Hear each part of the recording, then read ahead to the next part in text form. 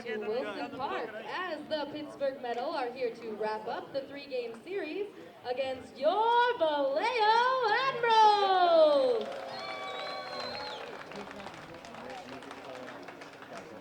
Your Vallejo Admirals managed by Gary. Here's the starting lineup for the visiting Pittsburgh Mettle. Batting first, center fielder, number 20, Justin James. Batting second, shortstop, number 3, Mark Leacox. Batting third, designated hitter, number 15, Ernie Munoz. Batting fourth, right fielder, number 24, Ricky Claudio. Batting fifth, first baseman, number 5, Mike Taylor. Batting sixth, catcher, number 13, Brad Shannon. Batting seventh, left fielder, number 21, Andre White. Batting eighth, third baseman, number 18, Nash Cutter. Batting ninth, second baseman, number 2, Chris DiBiase. And pitching tonight for the Mettle is number 17, Wayne Franklin.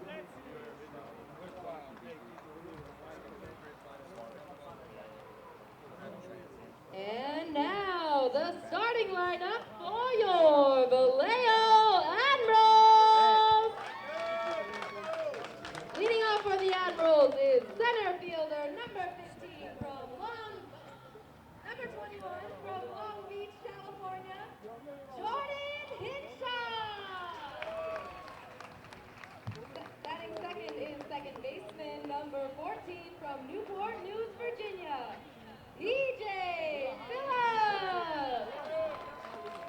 Batting third is your catcher, number 40 from West Lawn, Pennsylvania, Isaac Wenrick. Batting fourth, left fielder, number 25 from Los Angeles, California, Brandon Williams. Batting fifth, designated hitter, number 32 from Pittsburgh, California, Joe Lewis. Batting sixth, third baseman, number 20 from Modesto, California, Michael Serra. Batting seventh, first baseman, number 48 from Red Springs, North Carolina, Marshall McDonald.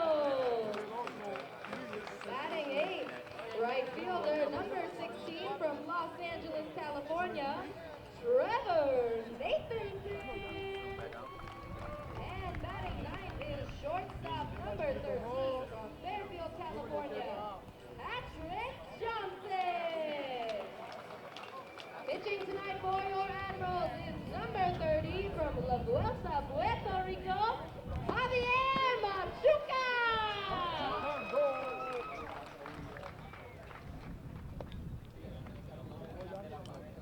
We ask that you please rise and remove your caps for the national anthem.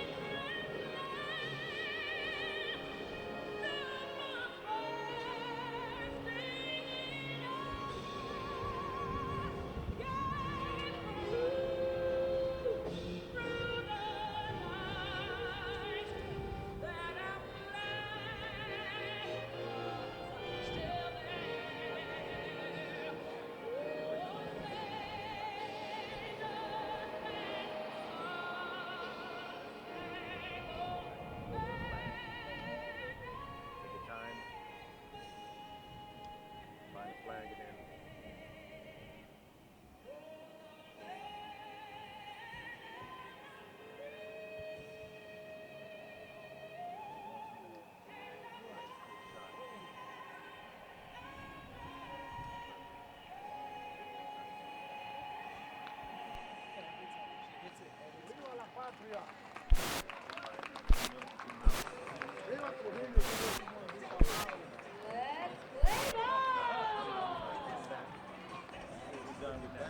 What I need?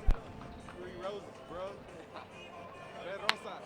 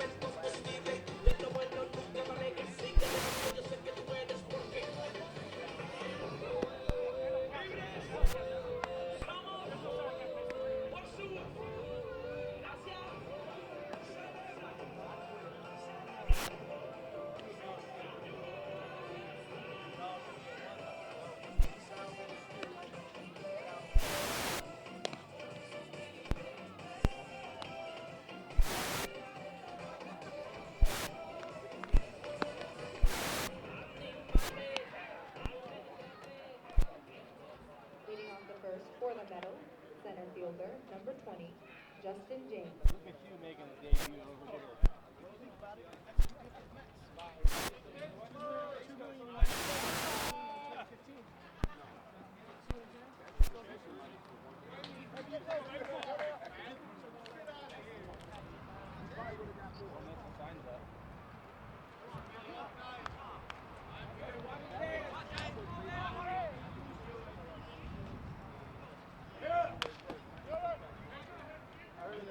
First pitch time was 7:13, with a temperature of 70 degrees.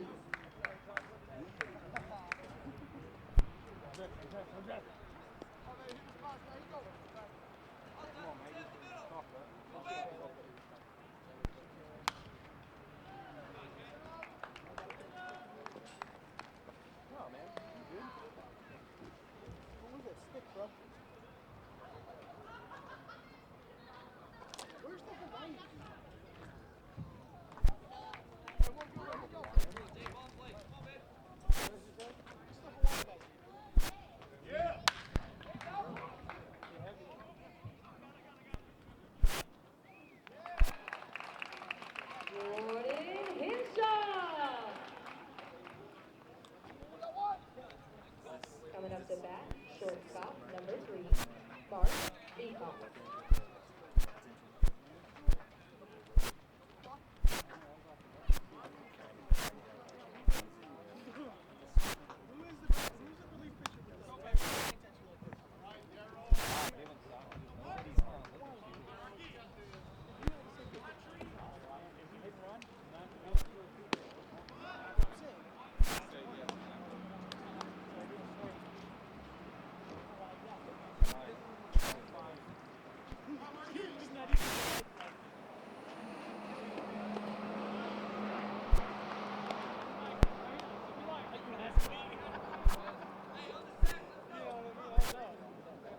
That math equals up to me.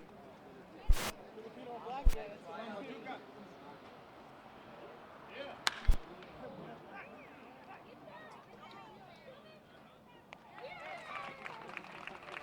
And shot in.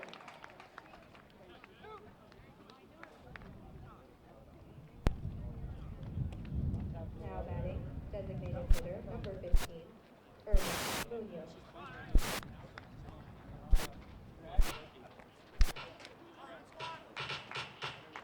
Looks like you got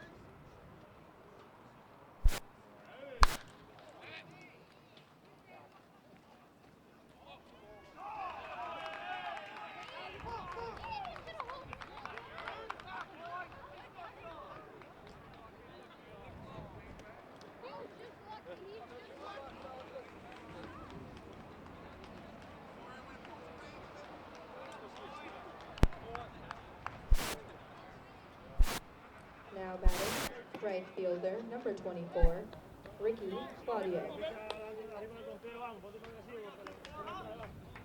My name is Evan Giddings, here to welcome you to Vallejo Admirals game. Pitch on the outside corner. We're here at Wilson Park in Vallejo, California. I'll be joined in a bit by my partner Tim Fitzgerald, and you are hearing us live tonight on the stream broadcast on Various Sports TV. Curveball over, just a bit low apparently. Looked pretty good as Machuca steps off the mound, and a bit of frustration from that ball. And for all of those who are tuning in a little later, you can find us through the Vallejo Admirals website on vallejoadmirals.com under the live video tab. And Machuca stares in, gets his sign, and delivers. Fastball on the outside corner for strike two. 1-2 count with 2 down here in the top of the first inning. The Mettle scored first on a home run ball by Ernie Munoz out to left field. Ooh, fastball just a bit outside as Machuca was looking to walk off the mound for that one. And it seems like the home plate umpire here, Fred Heyman, is going to have a bit smaller of a zone than we have seen in these previous 2 games, as Tuesday night we saw a large and wide strike zone, and last night we saw a more of a tall and low strike zone. So, curveball waved here by Ricky Claudio as Machuca sets down the big left-hander. And we will go to the bottom of the first inning with the Mettle leading 1-0.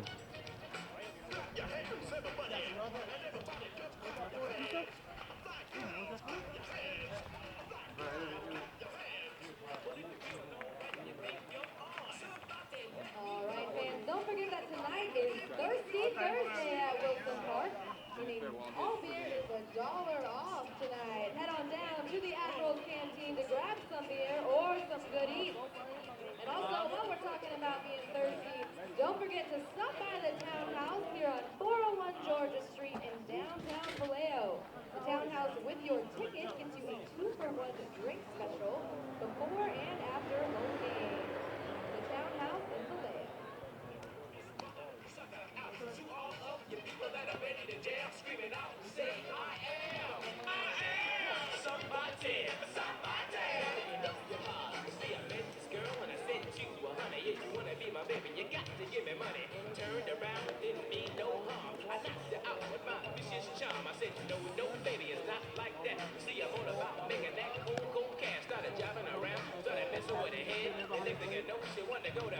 But to turn me on, you got to be the best. Cause I'm the master G. I don't take no mess like TNT. I'm dynamite. You see, I rock your body to the early light. And when you wake up in the morning, you'll see I'm gone. And check it out, girl. You're all alone. Cause you just been hit by the Capricorn King. I rock you G. I rock you me. I rock you in and I rock you out. You made me scream, but I made you shout. Yo, dang, diddy, dang, diddy, dang, diddy, dang, diggy, diggy, dang, diddy, dang, diddy, dang, diddy, dang, diggy, diggy. She's up my back, it's around my neck. Woo-ah! Got the molar check. She's up my back, it's around my neck. Woo-ah! Got the molar check. Let's scream, let's shout, let's turn this function out. Keep it on, but you don't rush. Let's make this party the real cool crush. Let's scream, let's shout, let's turn this function out. Keep it on, but you don't quit. Let's make this party sure.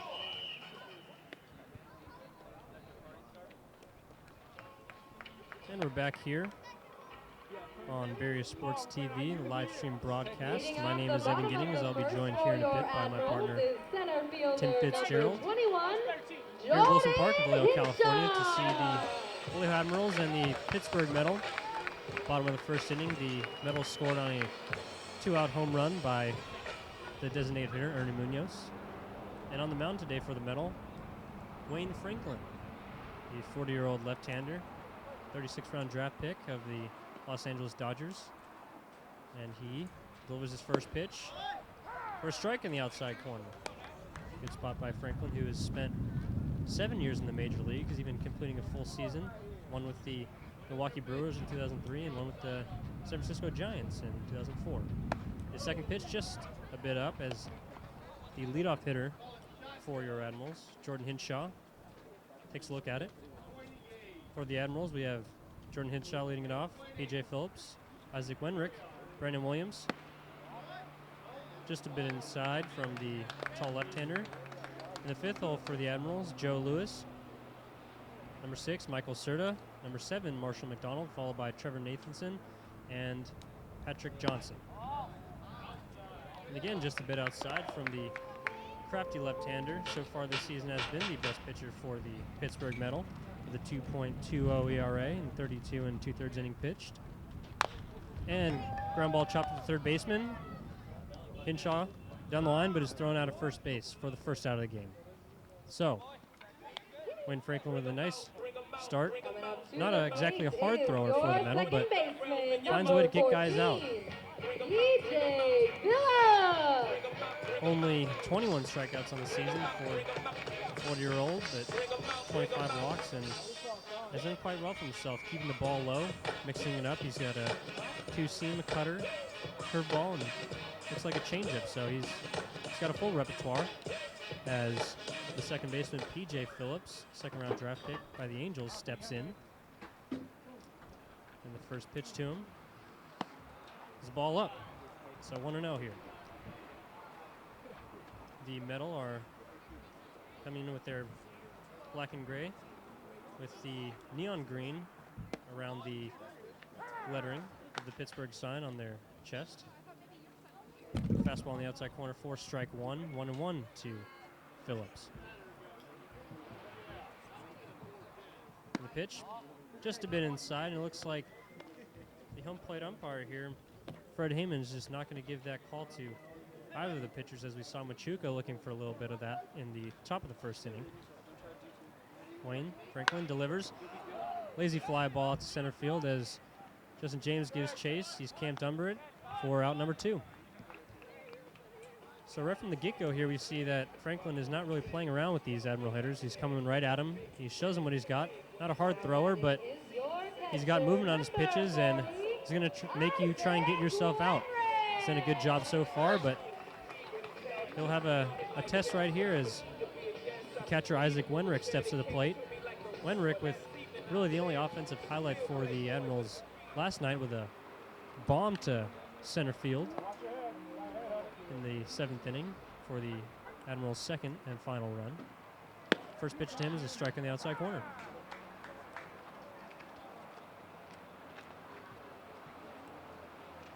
So Franklin has been around quite a bit, as we said before, spent 7 years in the majors, 4 years in the minors, and delivers right there. Ground ball to the first baseman. Tips off his glove as Wenrick is going to look to have himself the first hit of the ball game here for the Admirals. It is rolled to hit. Coming up to bat is your left fielder, number And so 25. right here, that'll bring to the plate Brandon Williams, your left fielder from Vallejo. He hails from Los Angeles, California. The 6'3", 215-pound red-handed batter does have some pop, and as Coach Templeton II has seemed to mix around the lineup a little bit after last night's frustrating loss. First pitch to him is a strike right down the middle, 0-1. We'll see how the Admiral hitters tend to adjust as the game goes on, seeing as how Franklin has been coming at them from the very get-go. Gets his sign, kicks and delivers. Foul ball, straight back. Call Flemish Collision and Repair. Foul ball to the cleanup hitter, and Williams steps back in the box, toes it from the back end of the batter's box as Franklin looks in, shakes, doesn't like what he sees, finally gets his sign, comes set, and the pitch. Ooh, just a bit up as looked to be going in there on Williams, trying to get him to chase something, maybe change the eye level a little bit as he had been working him a bit outside early in the count. The Mettle defense from left to right sees Andre White in left field, Justin James in center, and Ricky Claudio in right field. Pitch here.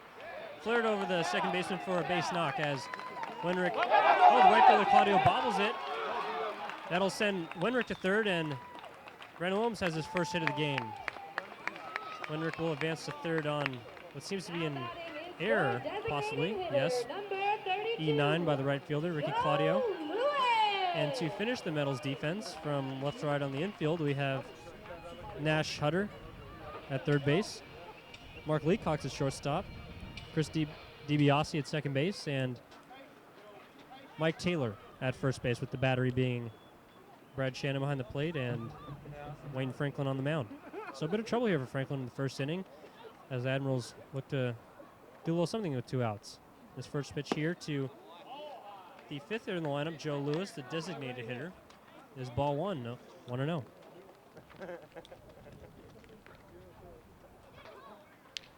Franklin has had some success in working out of jams so far this season. Let's do another here. Runner gives chase and ball in dirt, so Brandon Williams gets a stolen base here for the Admirals, and looks to be like a wild pitch from Wayne Franklin. Not too many of those, as he has shown stellar command so far here in this game, but the Admirals are threatening with runners on second and third with 2 outs, and Joe Lewis looks to do something with it. Franklin checks Wenrick at third base, kicks, and delivers. Fastball on the outside corner for strike 1. 2-1 count to Joe Lewis. The 23-year-old from Pittsburgh, California, where the Mettle are from, so he'll look to do some damage against his hometown team as Franklin steps off, looks for a new sign. Maybe was not comfortable with that pitch, or something that's going through his mind, maybe want to do a little bit differently with Lewis here, who has proven a bit dangerous. Wayne, that high leg kick in his delivery, curveball. Lewis check swing to the shortstop. Leacox comes and gets it, fields, throws safe at first base. Good hustle right there by the big left-hander Joe Lewis. And the Mettle did not agree with that call, as Mike Haler making the call from the field. So that'll bring around the Admirals' first run of the game as Wenrick scores from third base. Now batting is your Outside the game at 1-1 in the bottom of the first inning with 2 outs, and that'll bring up the third baseman, Michael Serta.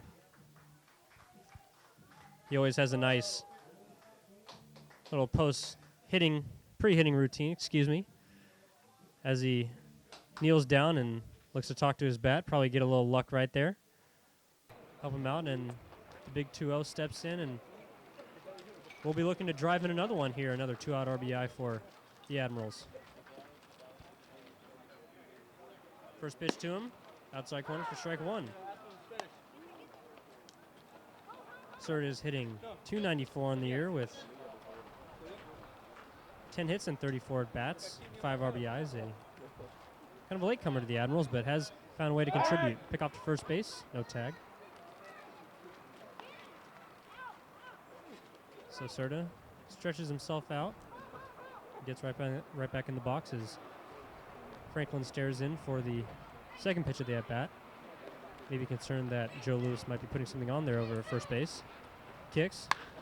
Fly ball at the left field. Deep. White gives chase. That ball's gone. 3-run home run for Michael Serta here in the bottom of the first, and the Admirals take a 4-1 lead. White went after that ball like it might have had a chance, but not here, as you see the wind blowing a little bit out towards the outfield, and we have seen balls carry here as the Admirals grabbed that 3-run lead on the 3-run home run by Michael Serta, his first of the season for the Vallejo Admirals. Now batting is your first Bring to the plate, baseman, number 48, Marshall McDonald. Had some struggles in his last couple games and looks to get out of his slump right here. Has struck out 6 times in the last 2 games, but may have some success here against Franklin. First pitch, called strike 1 in the lower half of the plate, so maybe the umpire is looking to give that to him, and Franklin works quickly. High leg kick delivery in the pitch. Check swing. He did not go. Yes, the field umpire says that he did not go. So count remains 1-1 here with 2 down in the bottom of the first. We're here on live stream broadcast on various sports TV. Marshall McDonald pops one up into shortstop for the 3rd out of the inning. But the Admirals do strike for 4 in the bottom of the first, and responding to that home run by the Mettle as Weinrich comes home on an infield single by Joe Lewis and a 3-run home run by Michael Serta. So a good start for the Admirals, and we'll take you to the top of the second.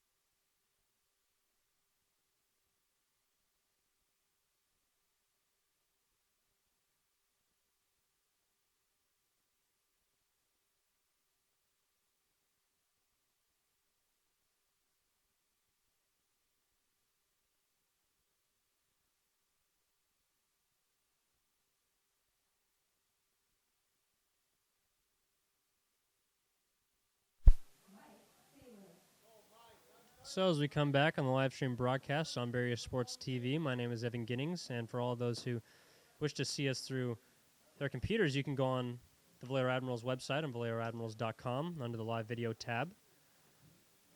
And the Admirals lead 4-1 on a home run by Michael Serta. First pitch by Javier Chuca is a bit outside, but Serta really got into that ball and did not miss it. 1-1 count and just drove it over the left field wall. And that ball might be still going. Chuca kicks, delivers another ball, 2-0 from the big left-hander. The Puerto Rico native, as we talked about earlier, drafted by the Cardinals in the 38th round. Throws his first strike here to the first baseman, Mike Taylor, who hit a big home run for the Mettle last night in the top of the first inning, which saw them put 6 to the plate against Admiral ace Mario Alvarez. So he sees foul ball off in foul territory to the right side. Hope those cars are there all right. And Mike Taylor has been doing it all for the offense of the Mettle here. Hit his 4th home run last night, and he's probably looking to do the same again right here. As Machuca kicks, delivers, bit outside. So he seems to be trying to work these Mettle hitters more towards the outer half of the plate, as he saw Ernie Munoz drive a ball over the left field fence. More of the inner half, caught a bit too much of the plate, so he spots here, change up on the outside corner. Good pitch right there, and count runs full.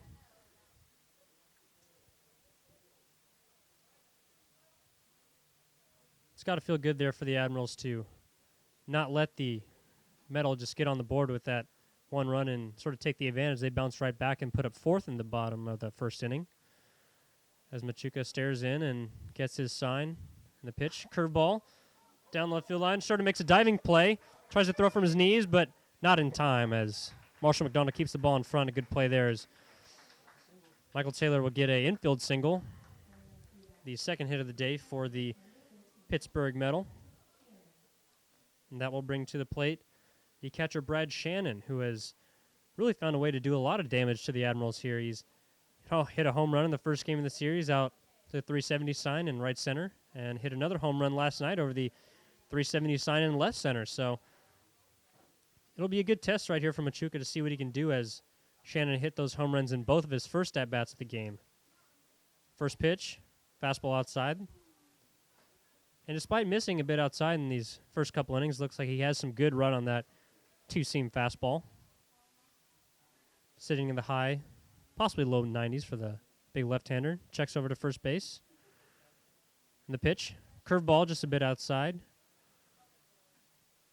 So as I talked about earlier, he's trying to kind of work those Mettle hitters the outside half, as we saw in their win on Tuesday night. Dennis Neal did a great job of keeping the ball in the outer half of the plate, and the Mettle just weren't able to do much damage. More of a pull team, as we've seen the last couple days. So he'll throw. Fastball up, and the count runs 3-0. Machuca talking to himself a bit on the mound. Probably telling himself he needs to throw a strike here. And always a good time with 3-0 count. I never want to give up any 4-pitch walks. And that one he does. Ball up, and that'll put runners on second and first with no one out here for the Mettle in the top of the second inning. And for those of you watching us on Barrios Sports TV, glad to have you. My name is Evan Giddings, and you can also see us from your computers on the Vallejo Admirals website, vallejoadmirals.com, through the live video tab.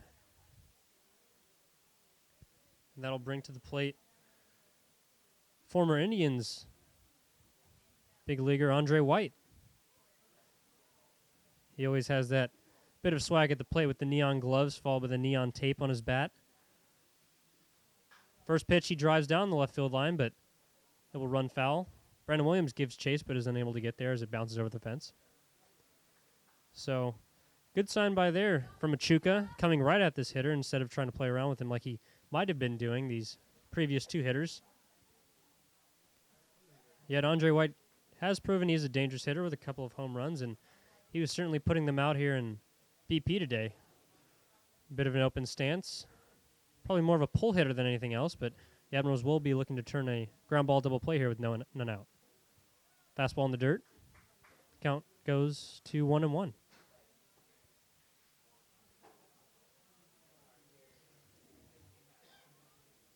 Last night, Andre White went 0 for 5, despite driving in a run and scoring a run. He reached on an error a couple times and is only hitting 167 for the Mettle. Calls time as he steps out. Looking to gather himself and maybe figure out the approach he wants to use here against this lefty that has been working all these Mettle hitters outside so far today. Heinrich sets up to the outside part of the plate. And Machuca delivers. Curveball, swing and miss from Andre White. Count runs 1-2. A good spot right there as the curveball away kind of got Andre White to fly his hips out. Definitely trying to pull the ball right there, and you're just not going to be able to do that with a pitch that is low and away. So Machuca comes set again for the 1-2. And his offering. Fastball low as Heinrich does a good job of picking that ball. 2-2 count here. Top of the second inning, none out. Runners on second and first. Mike Taylor running him second base. Has a little bit of speed, but is known more for his power, as we talked about earlier with his 4 home runs. Hit one last night off of Mario Alvarez. Pitch, curveball, sprayed over to right side. P.J. Phillips is unable to get there as it gets past his diving glove. And that'll bring around Mike Taylor from second base as he'll score the second run of the game here for the Pittsburgh Mettle. The right fielder, Trevor Nathanson, did a good job to get that ball in, though, as Marshall McDonald cut it off from first base, unable to get the quicker than you'd think Mike Taylor running from second base. And so that'll bring up Nash Hutter, the third baseman for the Pittsburgh Mettle.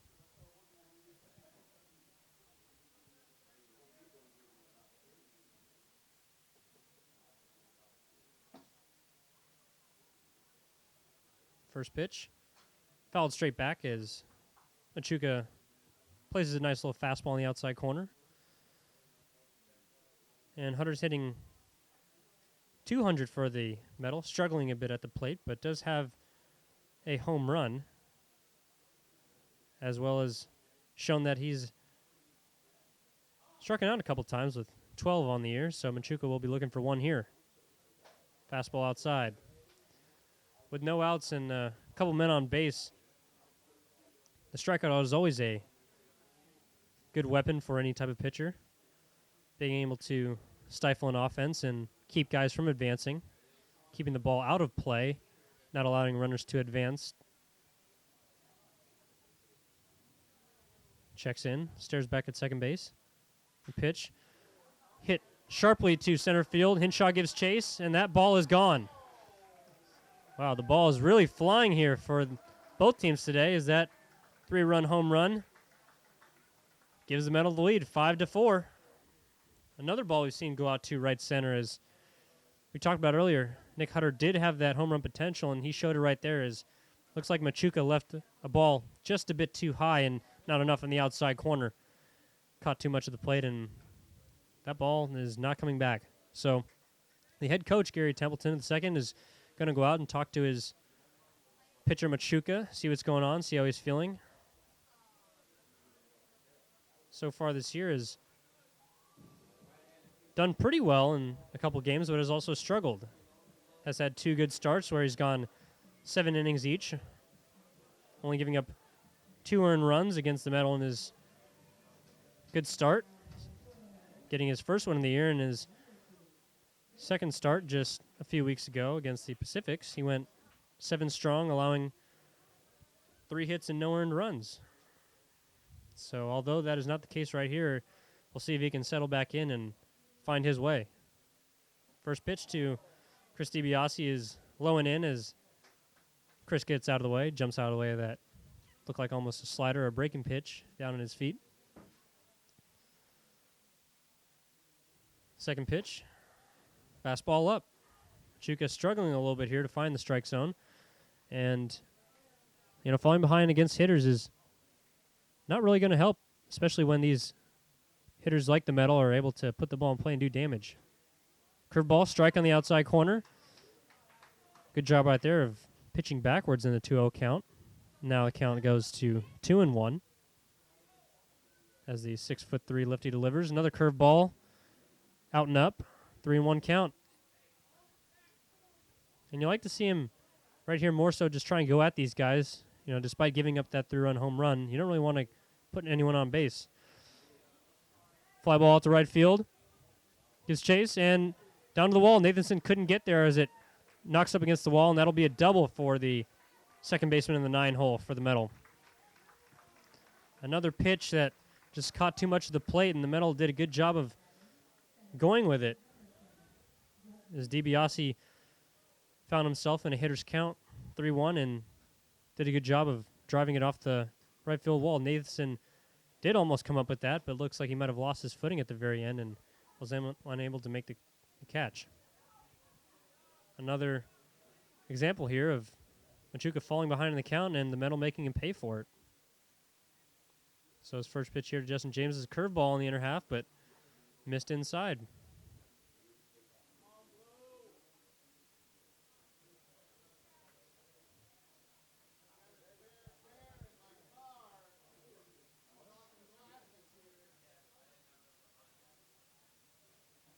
Second pitch to James is flat out to left field, and it looks like it is going to get over Brandon Williams, in left field.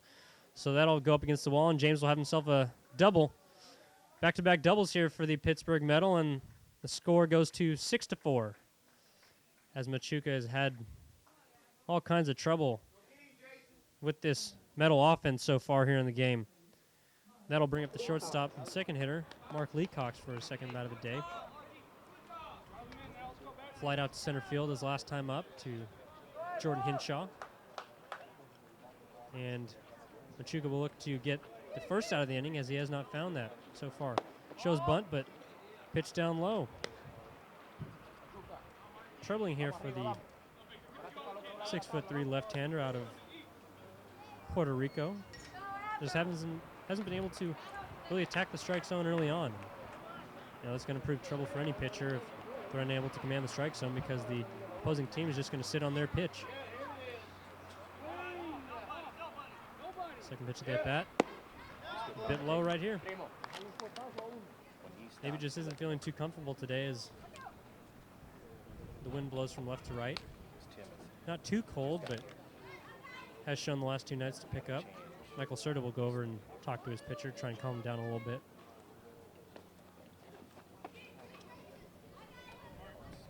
With the second hitter, Mark Leacock's up.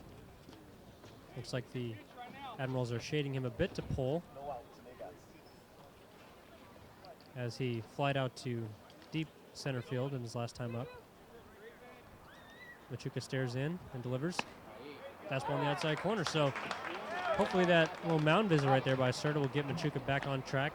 Maybe gave him a little bit of rest he needed. Thrown a decent amount of pitches here in this inning and is still looking for his first out. Top of the second inning as the Mettle lead 6-4. Lefty deals. Curveball outside. Count runs 3-1.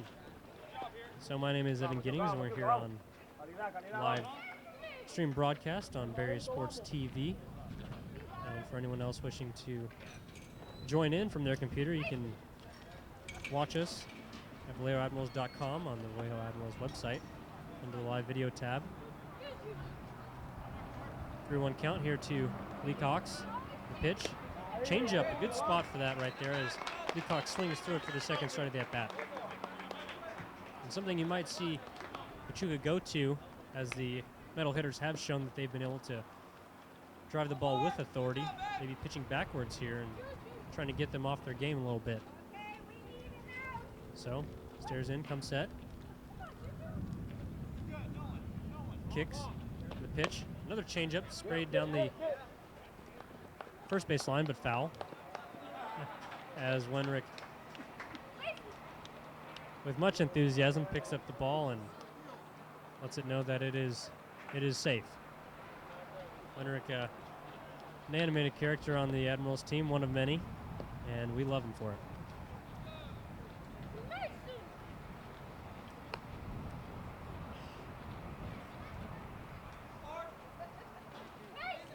So, Leacox, who had an excellent night last night, 4 for 5 with an RBI and a run scored, looks to do some more damage here. Ball inside, and that'll be ball 4 to the shortstop. And Machuca's second walk of the night, as that'll bring to the plate Ernie Munoz, who took Machuca deep his last at-bat, out to left field over the head of Brandon Williams, out in left field. And I think the key to this will really just be coming right after these hitters, as Big 30 deals, foul ball out of play to the right side, 0-1.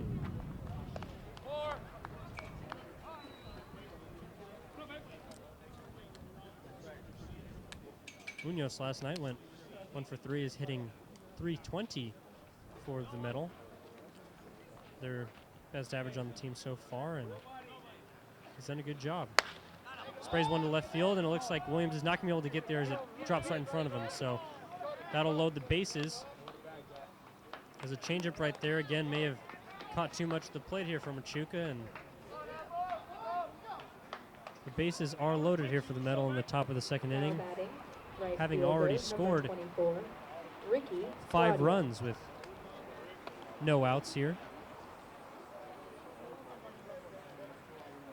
Machuca just looking to find a way to get someone out, and unfortunately the Mettle are putting balls in play and they're just finding holes. So the big Ricky Claudio, right fielder, comes to the plate.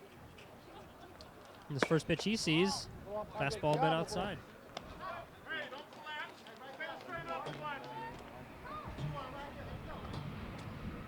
Claudio, like Munoz last night, was 1 for 3 with a run scored, and he's returning in the cleanup spot here for the Mettle.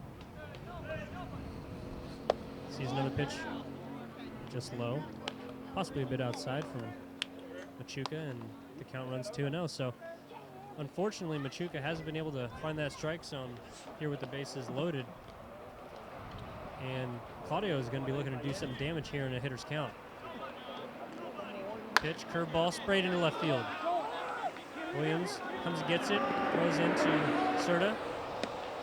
Overthrows him, but Wenrick is there for the catch, and that'll bring in another run for the Mettle. 7-4. in the top of the second inning, and yet Now batting is your an out to be batter, recorded for first Machuca. baseman, number 5, Mike Taylor. No luck here for the Admirals, as they've seen some big hitting performances today as well as yesterday when the Mettle put up 10 runs on their starting pitcher, Mario Alvarez. 12 in the game, but 6 of those came in the first inning. So maybe a possible trend we're seeing here for Pittsburgh, kind of trying to jump on the starting pitcher early, scoring runs, and then putting the opposing team away with their pitching.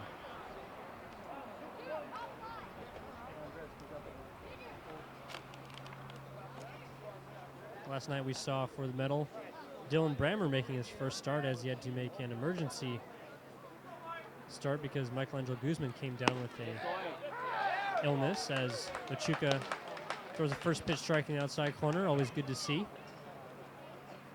But the big Mike Taylor at the plate, as talked about earlier, 5 home runs in the year, 20 RBIs for the big first baseman. Holds the bat above his head, wavers a bit, sees the pitch, change up, swung through. 0-2 here for Machuca, and really the first time this inning where he has been ahead of hitters and found a way to throw some strikes.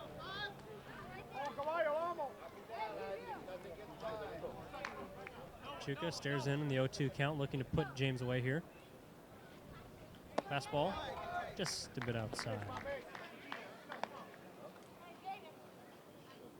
So having thrown a lot of pitches here in this inning, it looks like the Admirals have began to get some action in the bullpen. A bit strange here in the top of the second, but Machuca has struggled a bit.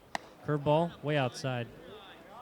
Kind of lost that one, and he knows it as he shakes his head and walks back to the rubber. Throwing from the middle of the rubber and checks in, agrees with the sign, kicks, fastball in the dirt. The runner from third will not advance. And the count runs full here with the bases loaded and no outs in the top of the second inning. Score remains 7-4 as the Mettle are looking to do some more damage.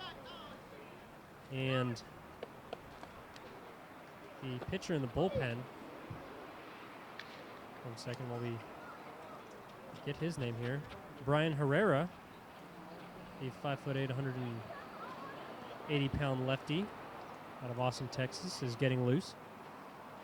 Pitch here, fly ball down the first base side as Marshall McDonald gives chase, but it is into the grandstand. So again, full count here as Machuca looks to go right at James, a man capable of doing big damage and looking to do some more here. Excuse me, Taylor, the first baseman here for the Pittsburgh Mettle, went 2 for 5 last night with a couple RBIs and his big home run. And ball 4 up, so that'll bring in another run as the Mettle take a 4-run lead, 8-4 here in the top of the second, and yet an out to be recorded. Coming up Something that catcher, is just 13, troublesome, and Brad Shannon. that's going to be the end of the night for Javier Machuca. Always tough to see your pitcher throw a lot of pitches and early in the game, and unfortunately is only able to go 1+ here for the Admirals as head coach Gary Templeton II goes out and gets his pitcher, and that'll bring in Brian Herrera, the lefty out of the bullpen. And that means we're going to have a pitching change here at Wilson Park. My name is Evan Giddings. We'll be joined here by my partner Tim Fitzgerald, and we'll be right back.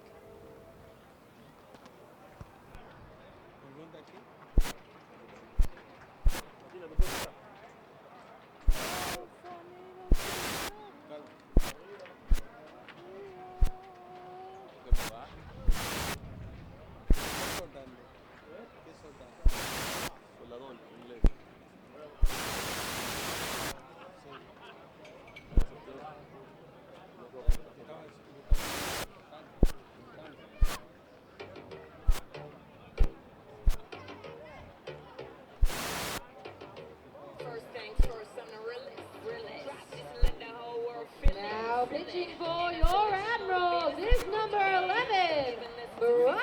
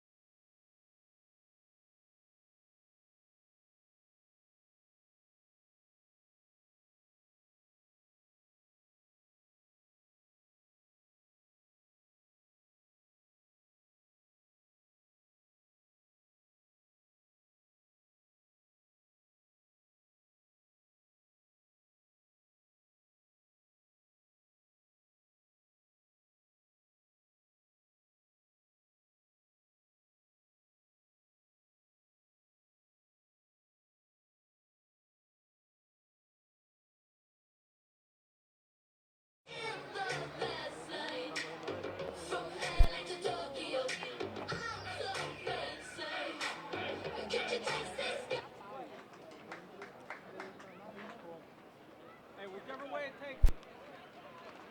Whatever way it takes you. Boy!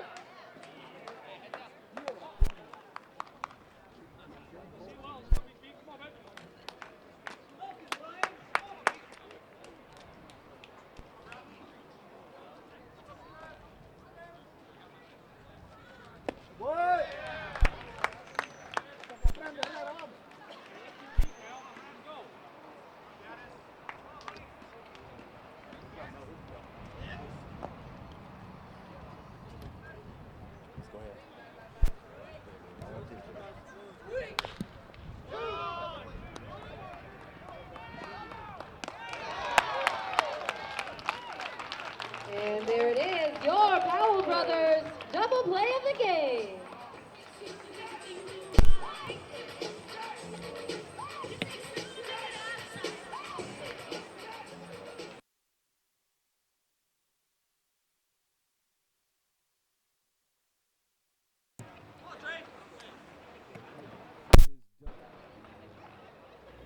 Admirals go to Brian Herrera.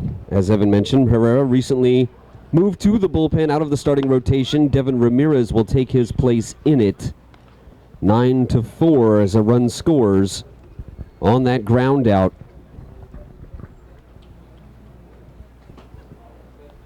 And Andre White at the plate with a runner at third, 2 down. Strike called to White. An inning that just would not end. Machuca couldn't get an out here in this second, and his night ends early. Yeah, he was just unable to find the strike zone early in the count, and even when he did, it seemed like these Mettle hitters were right on top of him. This one bounces in the dirt, but Wenrick blocks it nicely.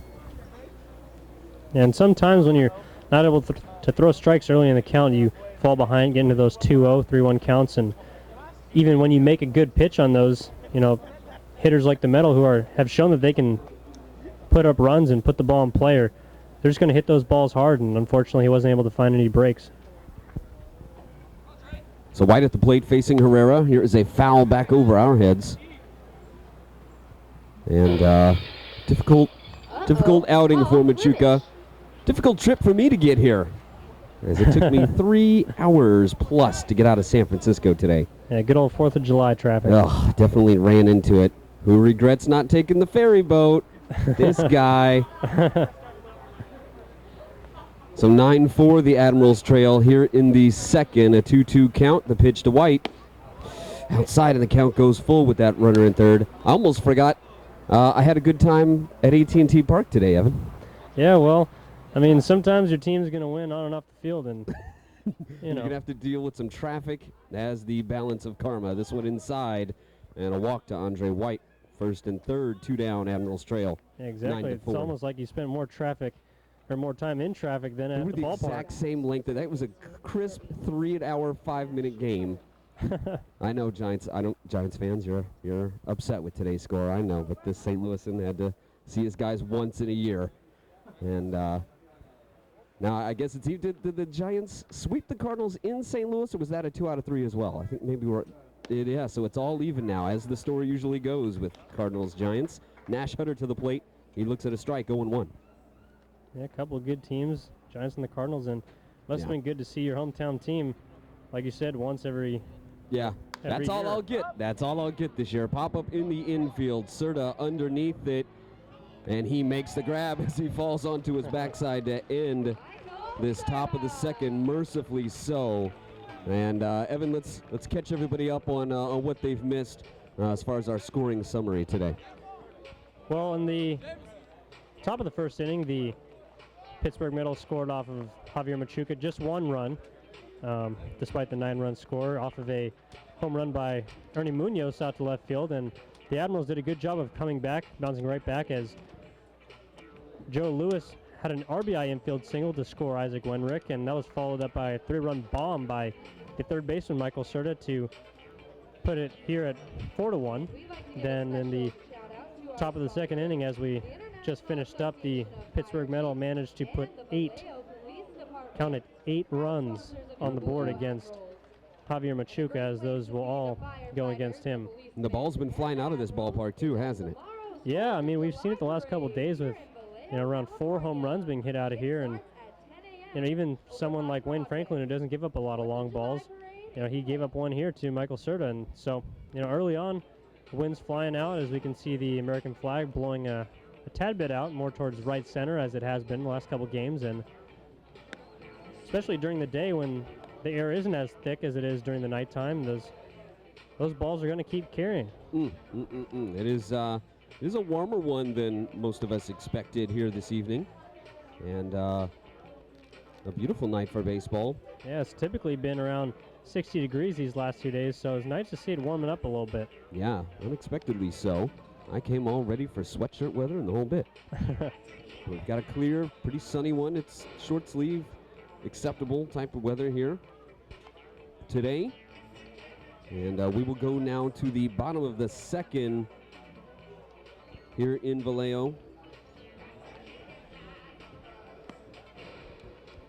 Admirals trailing 9-4. Game 2 of a 3-game set. Javier Machuca only able to go 1 full inning. Couldn't record an out in that second. Got knocked out of this one. One of those nights for Javier, unfortunately. So I'll just have to shake it off and move on. And to lead off this second, it is the 8th spot hitter out in right field tonight, making his first spot out there, Trevor Nathanson. It'll be Nathanson, followed by Patrick Johnson, and then back to the top of the order, and Jordan Hinshaw in his first night in a leadoff spot. So a different look lineup-wise for the Admirals tonight. It's Hinshaw, Phillips, Wenrick up in the 3 spot, Williams at cleanup, Joe Lewis DHing, Serta moving up a bit along with Wenrick, McDonald down in the order, which is a good choice to have him down in the 7th spot. Nathanson here in the 8th spot, and Johnson finishing it off in the 9th, 1-0, and a ball inside to Trevor Nathanson. Yeah, and talked a little bit to manager Gary Templeton the second before the game. He just talked about really mixing up the lineup and finding a way to try and get a win tonight and win the series. This one up and in as well to Nathanson, 2-0.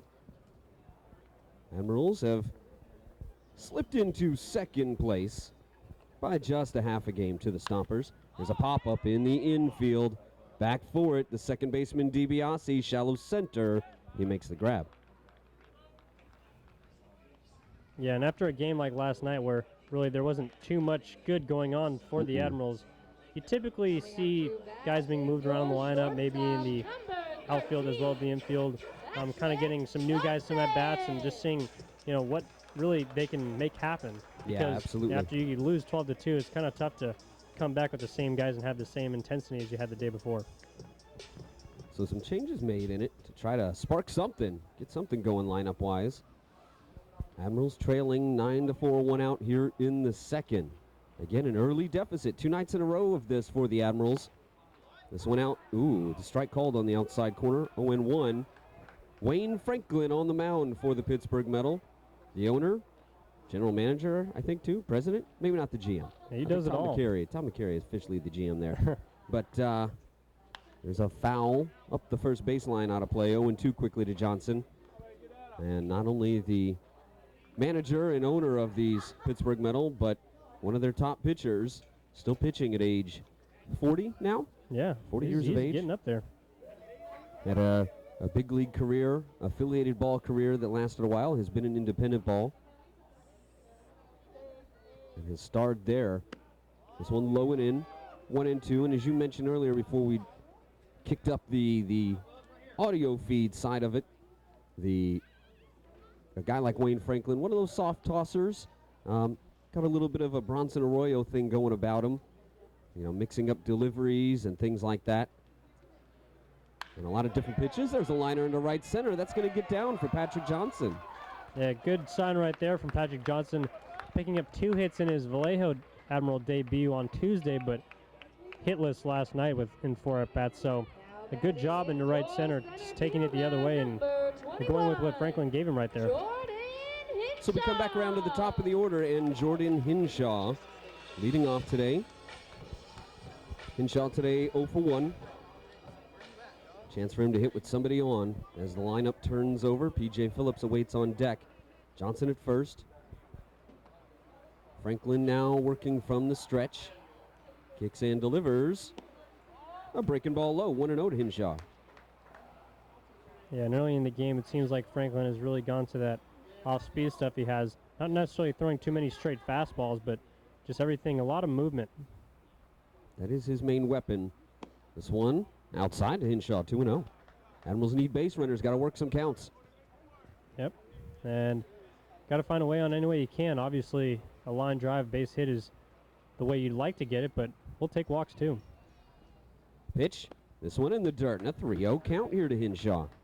And not too many times you'll see Wayne Franklin go 3-0 to hitters, trying to attack the strike zone every single pitch with, 4 or 5 pitches that he's got. Hinshaw in that right-handed batter's box. Takes a practice swing, rests the bat on the right shoulder. The pitch taken all the way in there for a strike. 3-1.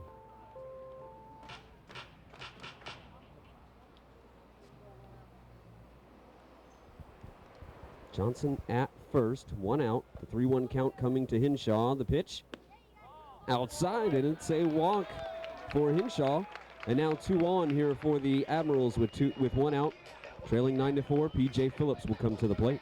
Yeah, and Franklin did not agree with that call as he continues to shake his head at the home plate umpire, who has given the outside call a couple times to these Mettle pitchers so far this series. On Tuesday, we saw a wide strike zone, and last night a couple times bringing up some Admiral hitters on an outside pitch. So Franklin, that's where he lives. So if he can't get that call, it's going to be tough for him here tonight.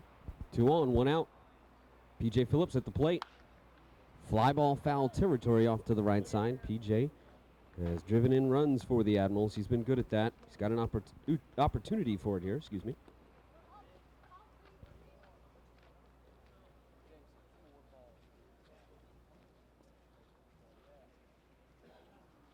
Oh, 1 here to Phillips with that foul ball. Admirals looking to chip away at this 5-run deficit.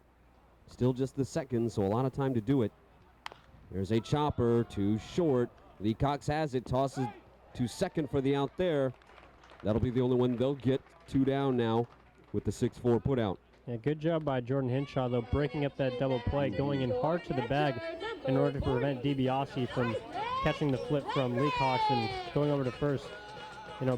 Phillips has proven that he isn't running as fast as he normally would with that bum hamstring, so good job in order to make sure that there was no play made at first base. Yeah, it looked a little better there, getting down the line and hustling. Man, I'm becoming a big Jordan Hinshaw fan. Even just something little like that takeout slide, going from right to catcher last night. The great batting average around 320 still. Just the hustle, the acumen mentally. Got a shift going on here as Isaac Wenrick steps to the plate, playing him to pull heavily in the outfield. Infield, a slight shade as well. Shortstop leaning a little closer towards second, and the second baseman sort of splitting the difference between first and second. Sun is pretty much set. There's sunlight hitting parts of right field and home plate. That's about it. A 1-0 coming to Wenrick. Way high, 2-0. Yeah, in terms of the shift, I don't really blame the Mettle. Sure. Last night, Wenrick hit an absolute blast to dead center field and has shown that he can pull the ball with authority. Yeah, right center is definitely one of his sweet spots. Straight away, right field. He will flip one in to left, going the other way, being smart, taking a good inside-out swing, if that's the way they pitch him. But yes, it is his strong suit to destroy a ball to deep right. Especially in a 2-out count like this. And he's gotten his feet wet lower in the order, up in the 3 spot today. In this one, a low strike called on a breaking ball, 2-1.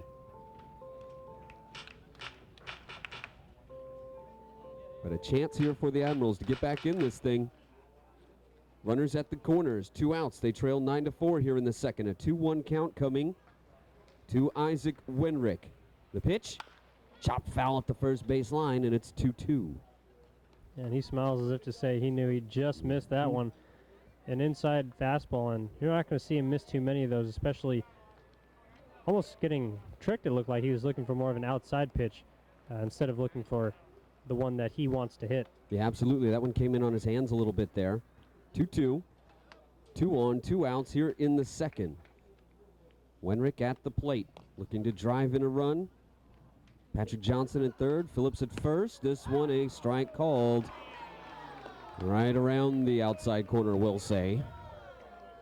And that is going to be called the third strike. What do you think about that one there, Evan? Yeah, I have not seen that call too much tonight, but Franklin did a good job of hitting his catcher's target, and sometimes you're going to get that call. You know, as Wenrick, you got to be able to protect both sides of the plate, and we, you know, as we've seen from these umpires so far in this series, that that outside strike is not off. You know, it's not off the plate as much as you'd think it'd be. You mentioned you talked to Admirals manager Gary Templeton the second beforehand.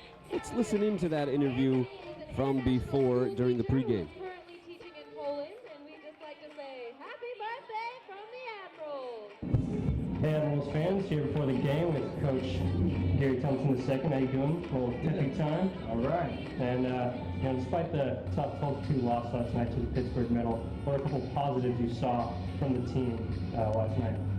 I think one of the positives was that we tried to get our bullpen a little work. We got some guys out there that haven't seen the mound in a little bit, so we got them a chance to get out there and throw some innings. Even though Mario got touched around a little bit, our starting pitcher, you know, he still showed, you know, the will to want to go out there and pitch. And I mean, I pretty much had to tell him that he wasn't pitching anymore because he would have kept going back out there and, you know, giving us all he's got. So, I mean, I think our pitching staff showed a lot of heart. And, you know, it's just one of those games where, you know, things just didn't go our way from the beginning. You know, it's a long season, we got a lot of games, and, you know, unfortunately, there's always a couple of those mixed in.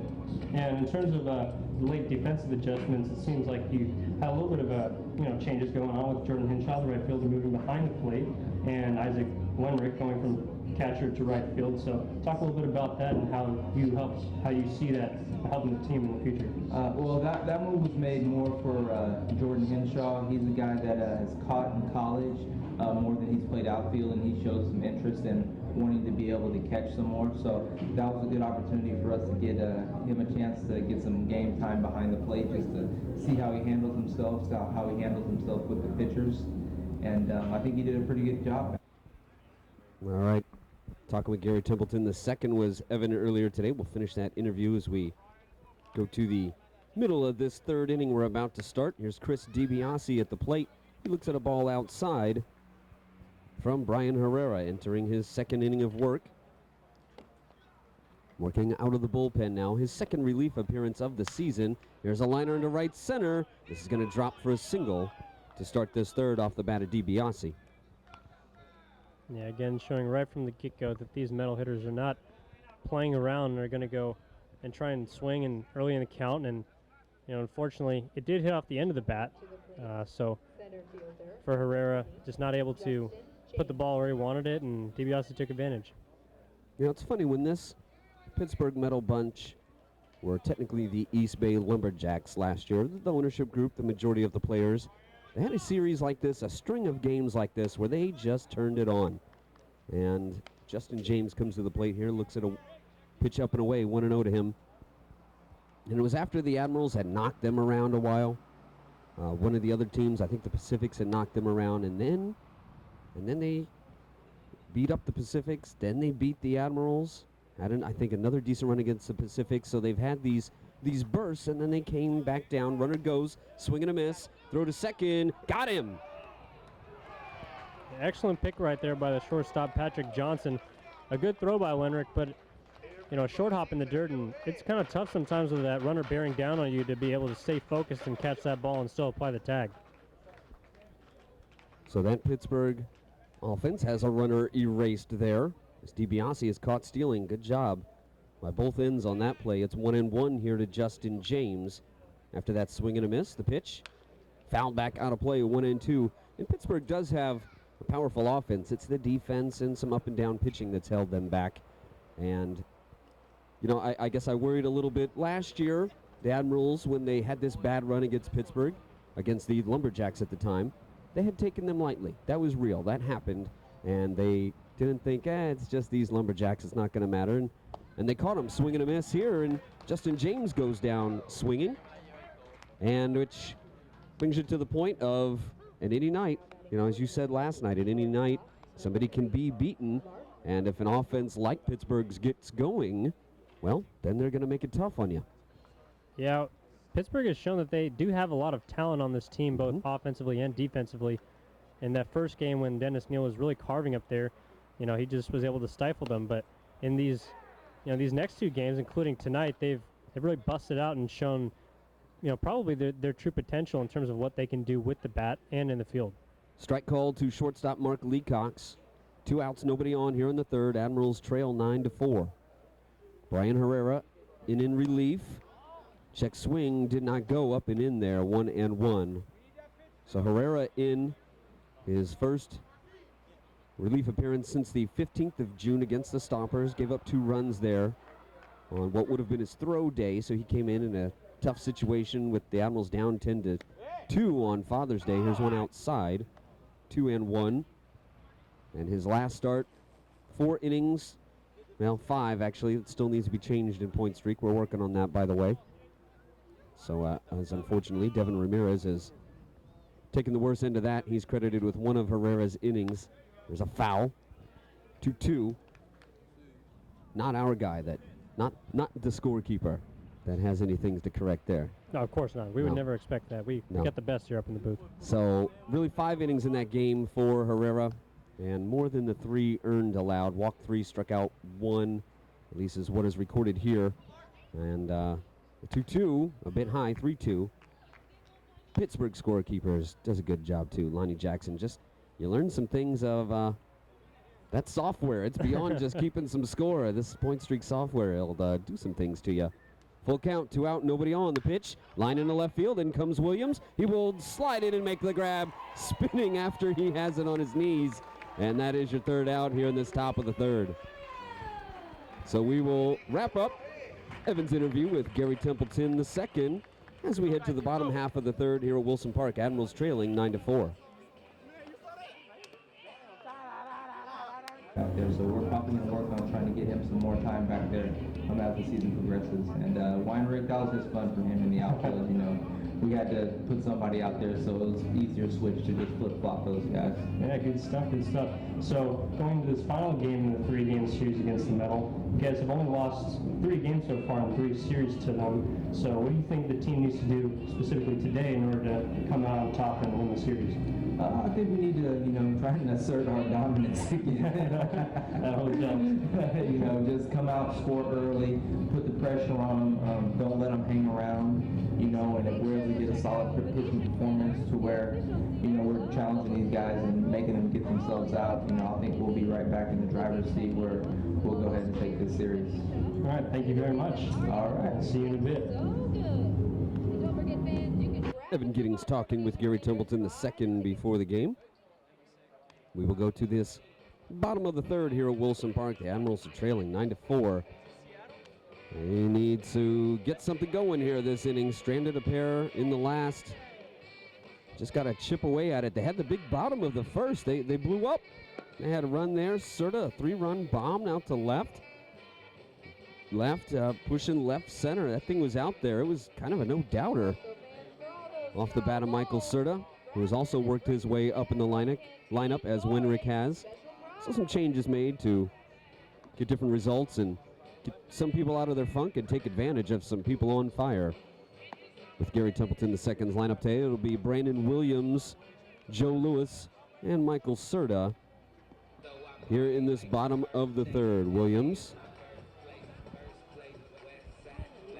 just coming off that great catch out in left field. You know, I have a theory that whenever you make a great defensive play out there, it tends to spill over offensively. So we'll see if Williams can get himself on base with a little momentum from his defensive effort out there in left to wrap up the top of the third. Wayne Franklin on the mound. Does his little toe tap before he kicks and delivers a breaking ball. Swing and a miss by Williams, 0-1.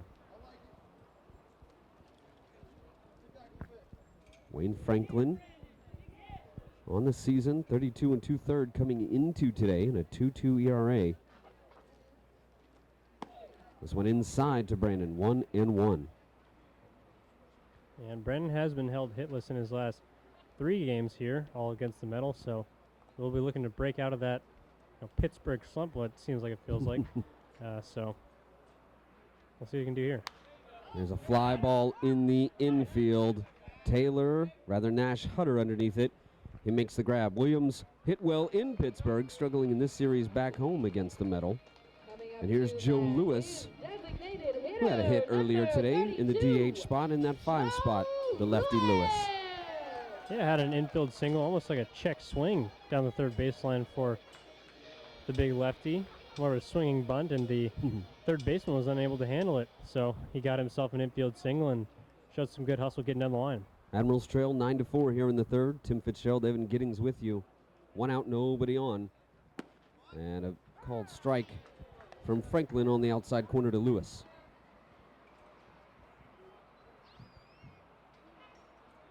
Lewis bombs the bat up and down over the left shoulder. Very calm stance. The pitch up high. 1-1. Drafted as a hitter, Joe Lewis, but ended up pitching more in college.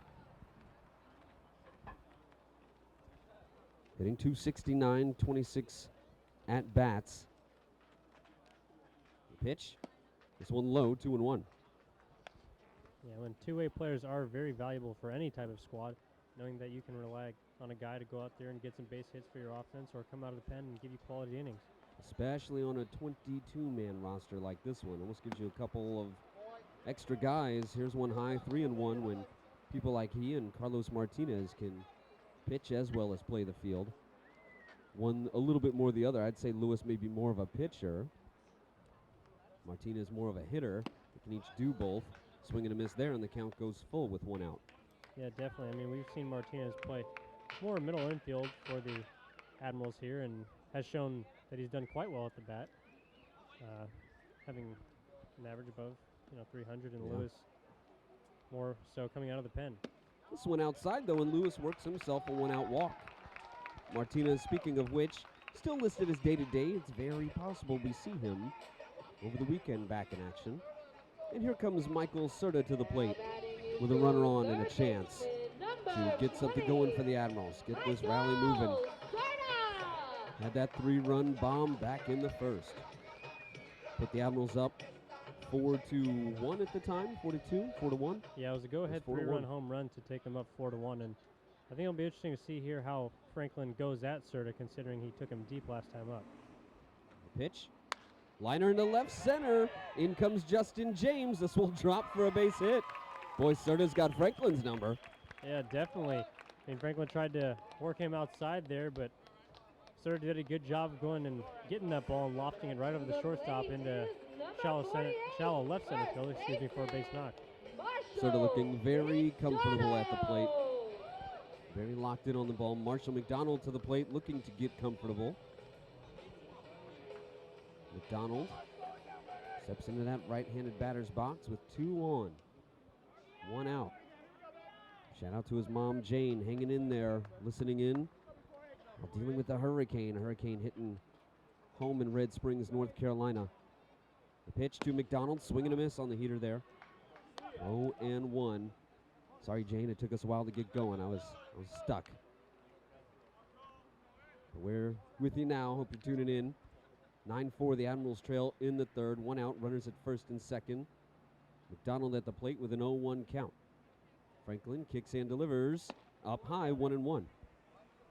Yep, and despite him, having a bit of struggle, having a tough time at the plate in his last couple games, he has hit 2 home runs with 13 RBIs to come in good for third on the team. So he has shown he's been able to do some good stuff with men on base, just like the situation here.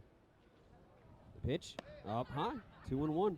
Just a matter of really looking it in, keeping his head down, following through. I thought he was breaking out of it at the series in Pittsburgh after walking a couple of times, and then later that game had some hits.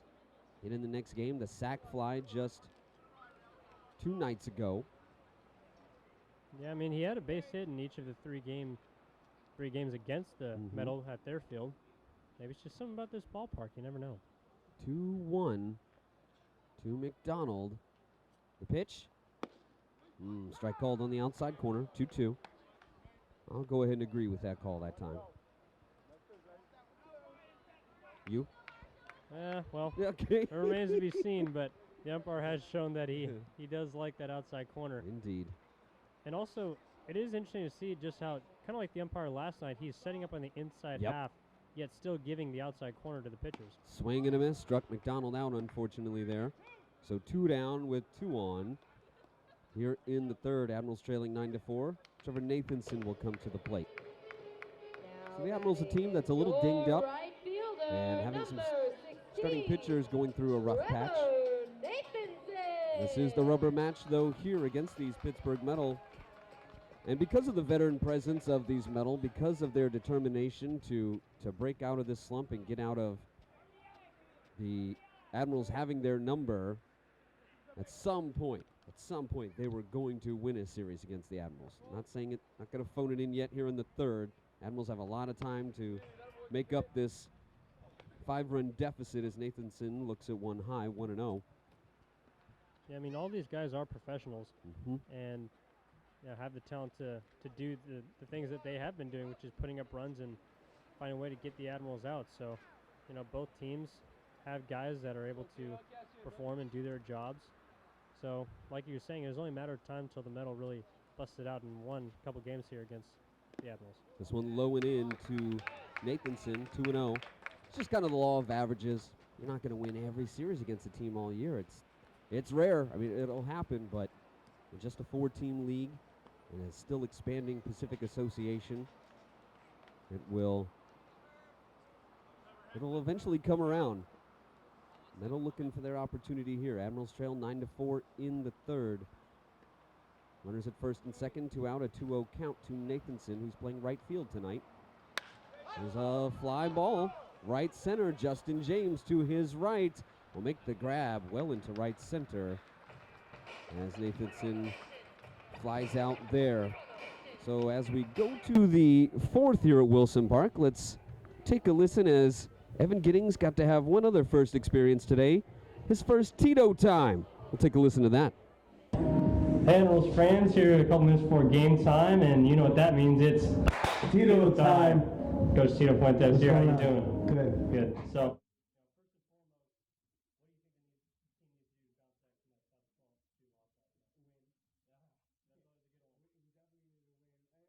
do to bounce back from that tough slump to loss last night? Win. That's always a good one. We definitely needed to win. And you know what? It's good that we lost. I mean, I hate to say it, but it's a humbling experience that every team needs to go through, especially getting working like that, which, I don't mind working like that. It's just I don't like the way we lost. We just couldn't play good ball. So we need to put our big boys' hands down and play good ball tonight. Yep. And in terms of the starting pitching,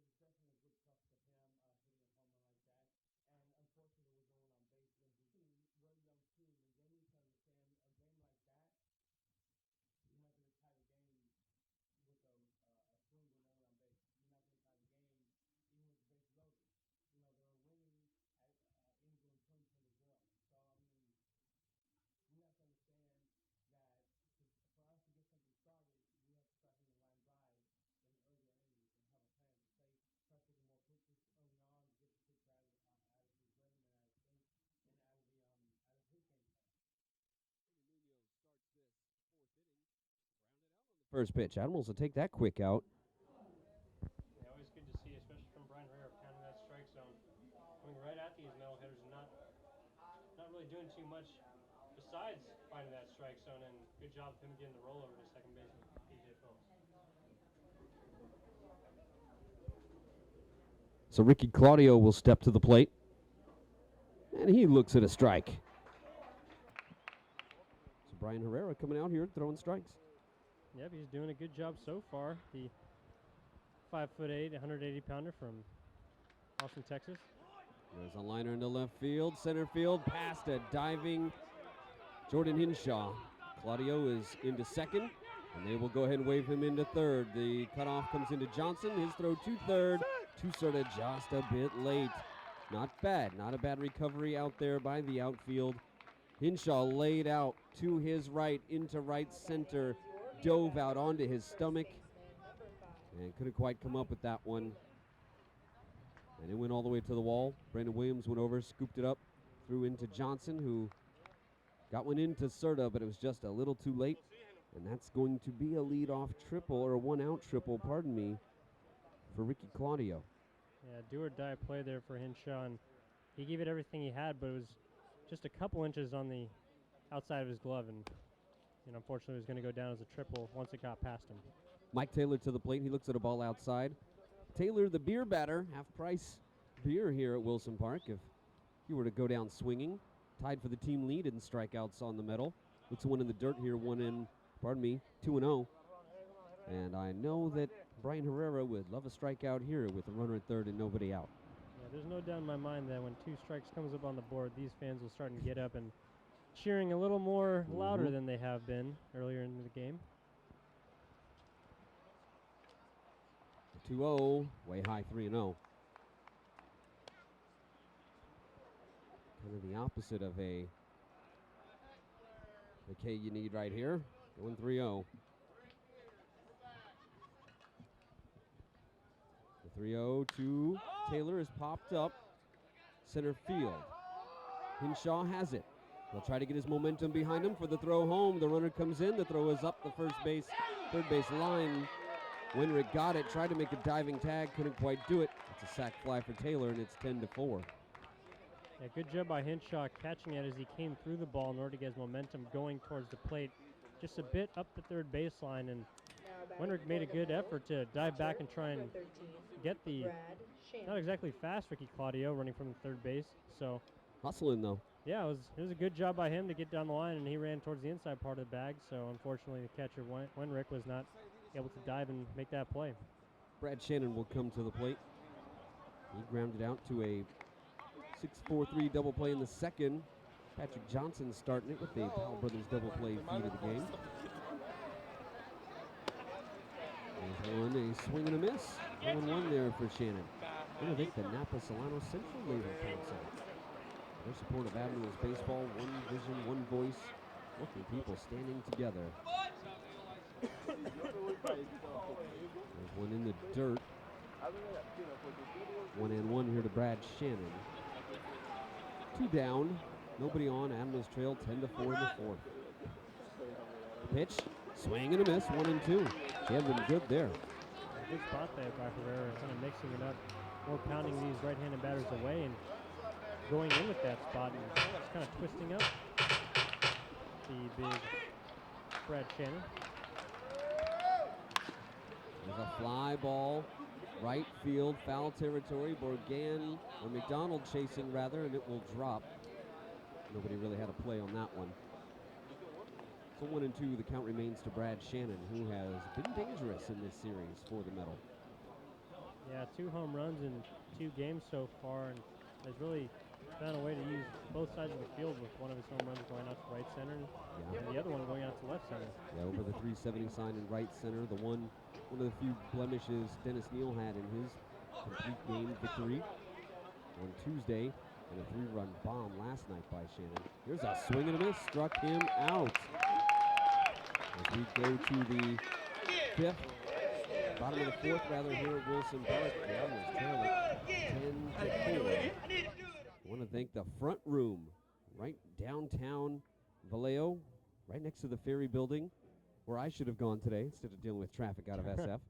And I want to thank the front room. Just such good food over there and a great atmosphere. I love sitting on the water and eating there. And I want to thank them for their support of providing meals on Wednesday nights here at the ballpark. Provided some pizza. I got a couple slices last night this time. It's good. I loved it. So I want to thank them for their support of Vallejo Admirals baseball and the lovely bar they have there, everything. It's just a great dining experience. And I want to thank them for their support of Admirals baseball here in Vallejo. 10-4, the Admirals trail here in the fourth. Tim Fitzgerald and Evan Giddings with you, bringing you Admirals baseball. And it's game 3 of a 3-game set. And the Admirals are in some trouble. Gonna have to chip away. It'll be the 9 spot to lead it off. Patrick Johnson, 9-1-2. Top to bottom will go Patrick Johnson, followed by Jordan Hinshaw and P.J. Phillips. To start the fourth, Wayne Franklin remains on the mound.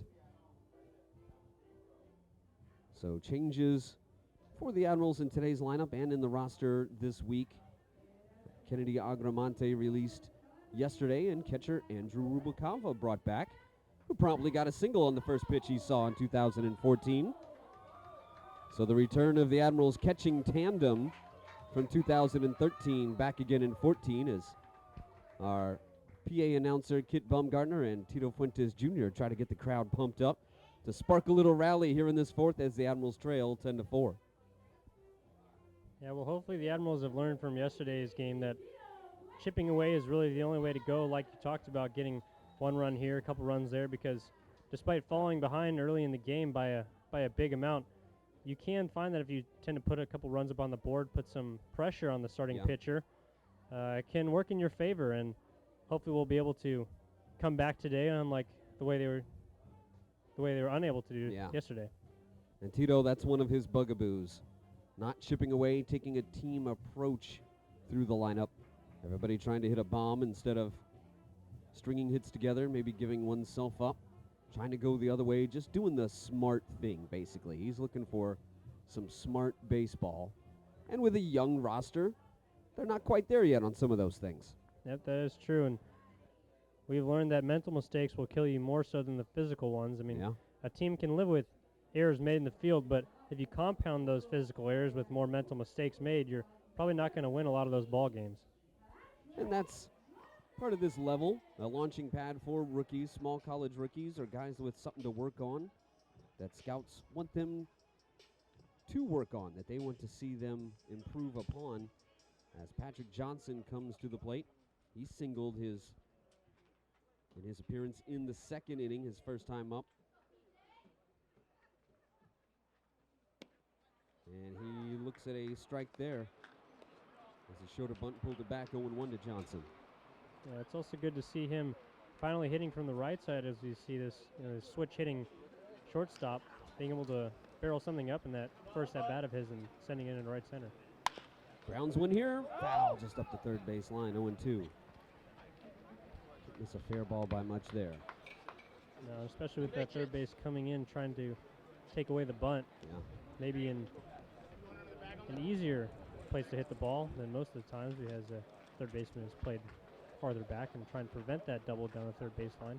Yeah, smart sequence there by Patrick Johnson. Show the bunt, then pull one at the third baseman. 0-2 quickly here to him, though, as we start the fourth. The pitch outside, 1-2. Patrick, the Fairfield native, attended Missouri Baptist, came to the tryout for the Admirals and had a good showing before, unfortunately, passing out in the infield.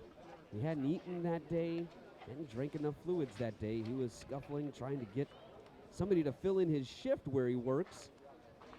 So that's the real life of an independent ball player, having to worry about those types of issues. This one outside, 2-2. Yeah, very true. Everyone just wants to play, and unfortunate that he had that pass out during the tryout.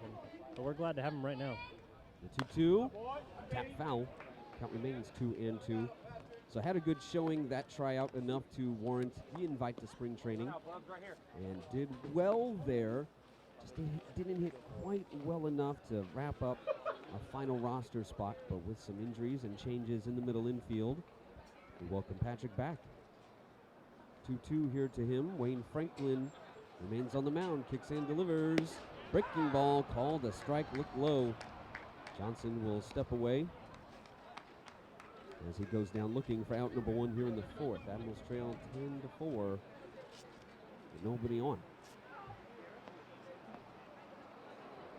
We'll be on the road Coming this up to weekend, and all bat games is will your start center fielder, number 21. in the afternoon. It'll Jordan be a 2:05er. Hinshaw. As Jordan Hinshaw comes to the plate, 2:05 start tomorrow in San Rafael. The Admirals will be in the parade here in Vallejo. They'll be right in the front of it, in fact. The 4th of July parade. Franklin delivers. It's a fly ball, foul territory, out of play off the bat of Hinshaw. 0-1, so we'll be in the parade, coming out. We'll hand out schedules, postcards, other little calendars, and some coupons for the ballpark, even some tickets. So look for us out there in that 4th of July Vallejo parade. We'll be right at the front. There's an 0-1 to Hinshaw. Up and away, 1-1. So tomorrow, 2:05 first pitch in San Rafael. And Saturday will begin at 1 as well as Sunday. So all afternoon games in San Rafael this weekend. Here's one low to Hinshaw, 2-1.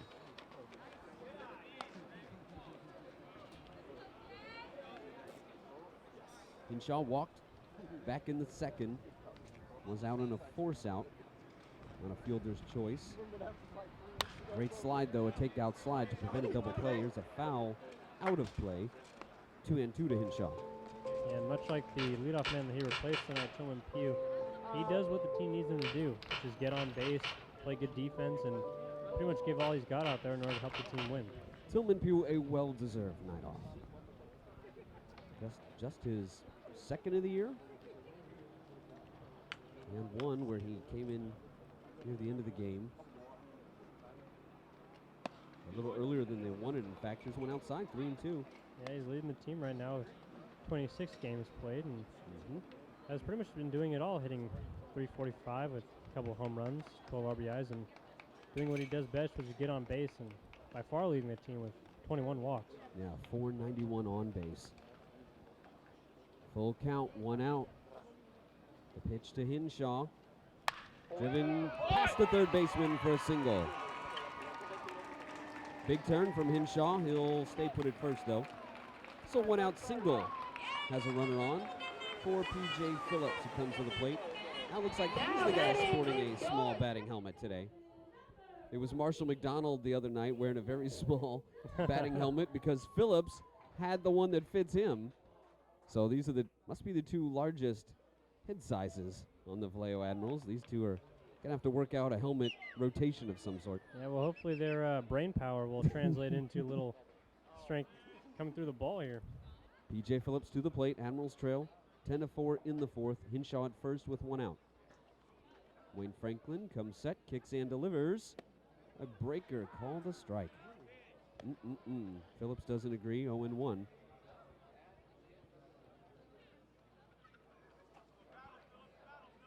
Tim Fitzgerald and Evan Giddings here with you from Vallejo, California at Wilson Park. The last home game for quite a while here for the Admirals. We'll be on the road for almost 3 weeks. The pitch, way outside, 1-1. Might have thought something was going on there, is that pitch by Wayne Franklin seemed to be pretty purposeful, as Hinshaw is always a threat to steal. Yeah, very possible. Something that Shannon could handle on a throw. Long look to first. The pitch, low and in. 2-1. Probably won't send Hinshaw down 6 runs like this. But you never know. He might want to try to at least get a hit and run going to avoid a double play. Phillips hit into a 6-4 fielder's choice last time. Fouls one back to the screen. 2-2 now to P.J. Phillips.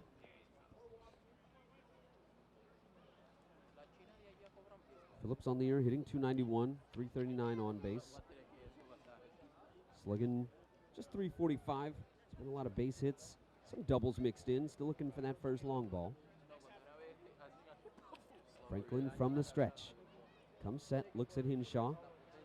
Runner goes. The pitch, fouled off to the right side. And there's that hit and run that you were talking about earlier. Trying to put something on right here and possibly spark this Admiral offense that has been dead since that first inning. Big 4-run first for the Admirals, and then the wheels fell off, unfortunately, for Javier Machuca in the second. Couldn't get an out, was removed after giving up 7 runs in that second. Runner goes again, the pitch. Same thing, fouled off to the right. We'll do it again. And Hinshaw might also be running to protect against the double play ball that Phillips put in play last time, but Hinshaw got rid of using a very nice slide in order to take out the second baseman. That was a very heady play by Hinshaw.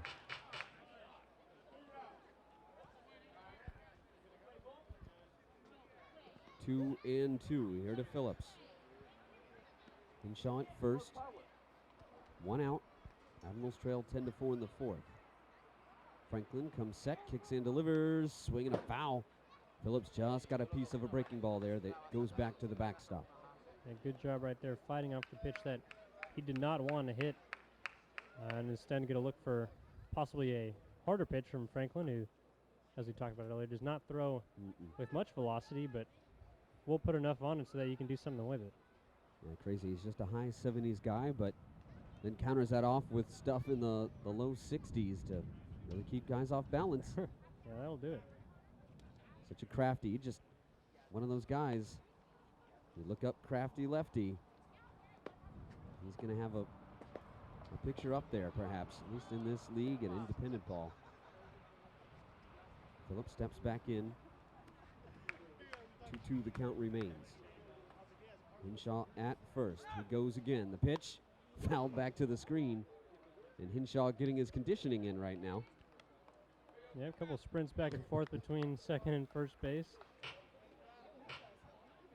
But it seemed like Phillips is kind of unable to turn on that fastball in the inside half, although despite being in the upper 70s only, because Wayne Franklin has done such a good job of mixing speeds. Yeah, you're looking for that 60-mile-per-hour off-speed stuff, and he blows that 75 by you. Yeah, and don't really have time to think in the 2-strike counts. Sort of a scaled-down version of Barry Zito's most successful time as a Giant. Yeah, some Jamie Moyer, too, as the scorekeeper mentions. 2-2 it remains to Phillips. The pitch, lined into right field for a base hit. Hinshaw will pull up at second. First and second with 1 out for the Admirals. Excellent job by Phillips, not trying to do too much with that pitch. Might have even been off the plate on those calls that the umpire has been giving Franklin, but he just sticks his bat out there and finds a way to flick it into right field. So here's Isaac Wenrick. We've got a mound visit going on. Brad Shannon going to come out and talk to Wayne Franklin as he grabs the rosin bag behind the mound. And shortstop Mark Lee Cox as well. Wenrick to the plate. Struck out looking in the second. In the first, did have a hit there, scored a run. So 1 for 2 today, Isaac Wenrick. Admirals a chance to at least close the gap. That's what it's about here, just chip away. It's only the fourth. That's what you got to remember. It's only the fourth, even though they're down 10-4. Runners at first and second, 1 out. Wenrick at the plate. The pitch. Low strike called, 0-1.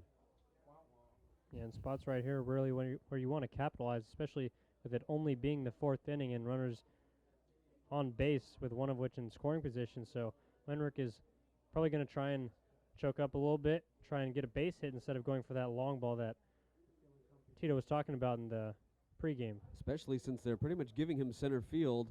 Looks at one outside. 1-1. Big shift, Justin James basically in front of the 370 sign in right center at the big light stand at the end of the trees, the 5 trees in center. So he's shaded way over there. Not much in right field from Torquato as far as playing to the line, a little bit. And definitely Andre White shading into left center. Infield a mild shift. 1-1, low, 2-1.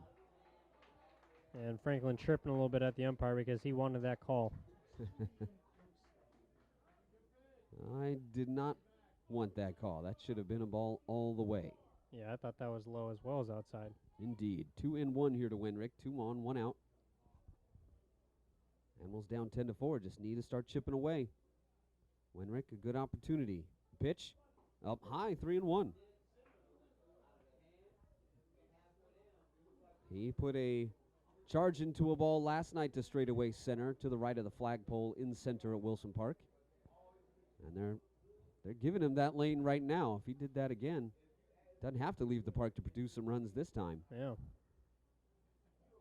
Set up inside.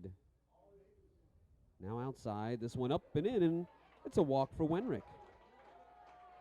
And it looks as if Wayne Franklin might be getting a little tired here, up around 85 pitches in just the fourth inning with only 1 out. So being the player manager that he is, I wonder if he'll give the call to the bullpen himself, or if he's going to have somebody start warming up, or if he's got something to do that. Yeah, no activity out there.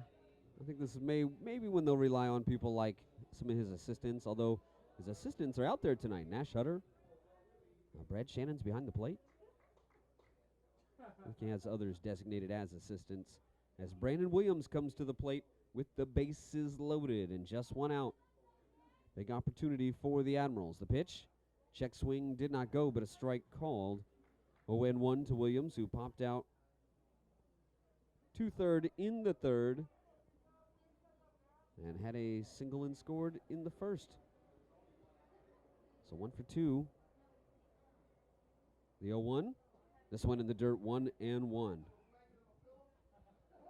Franklin, one of those rubber-armed guys, though. He's a guy who threw almost 150 pitches in a start this year. Yeah, he's certainly been around the block, so he knows what he's capable of doing. Bases loaded, 1-1 count, 1 out.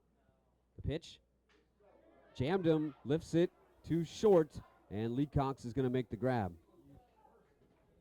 Good job there by Franklin, busting Williams in after throwing him a couple off-speed pitches in the outer half. Jammed him good there. So now 2 outs. I'm going to put a big star next to this fourth inning if the Admirals fail to plate any runs, as not only a bad effect on the scoreboard, but what could be a big momentum killer as well. Very true. At times like these are really where the game is kind of decided, and although you may not be able to put up those 6 runs that you need to tie the game, those 1 or 2 runs right now will get you moving and give you some momentum going into the later innings. Especially with the bases loaded, you got a chance to make it a 2-run game with a long ball. Bases clearing double to cut it to 3 to 4 with just a pair. First pitch to Lewis is low for a ball, 1-0. Lewis walked in the third, was left stranded. Singled and scored in the first. That's the story. A lot of guys got on and scored in that 4-run first for the Admirals. Wayne Franklin has settled in since then, and Javier Machuca was knocked out in the second inning.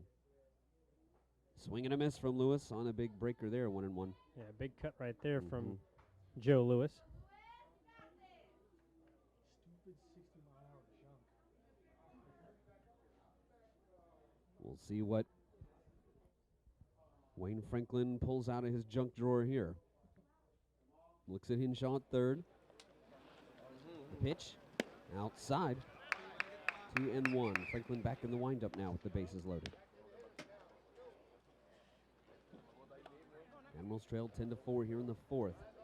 2-1 count here to Lewis. 2 outs, bases loaded. Now they shade Lewis to go the other way in the outfield.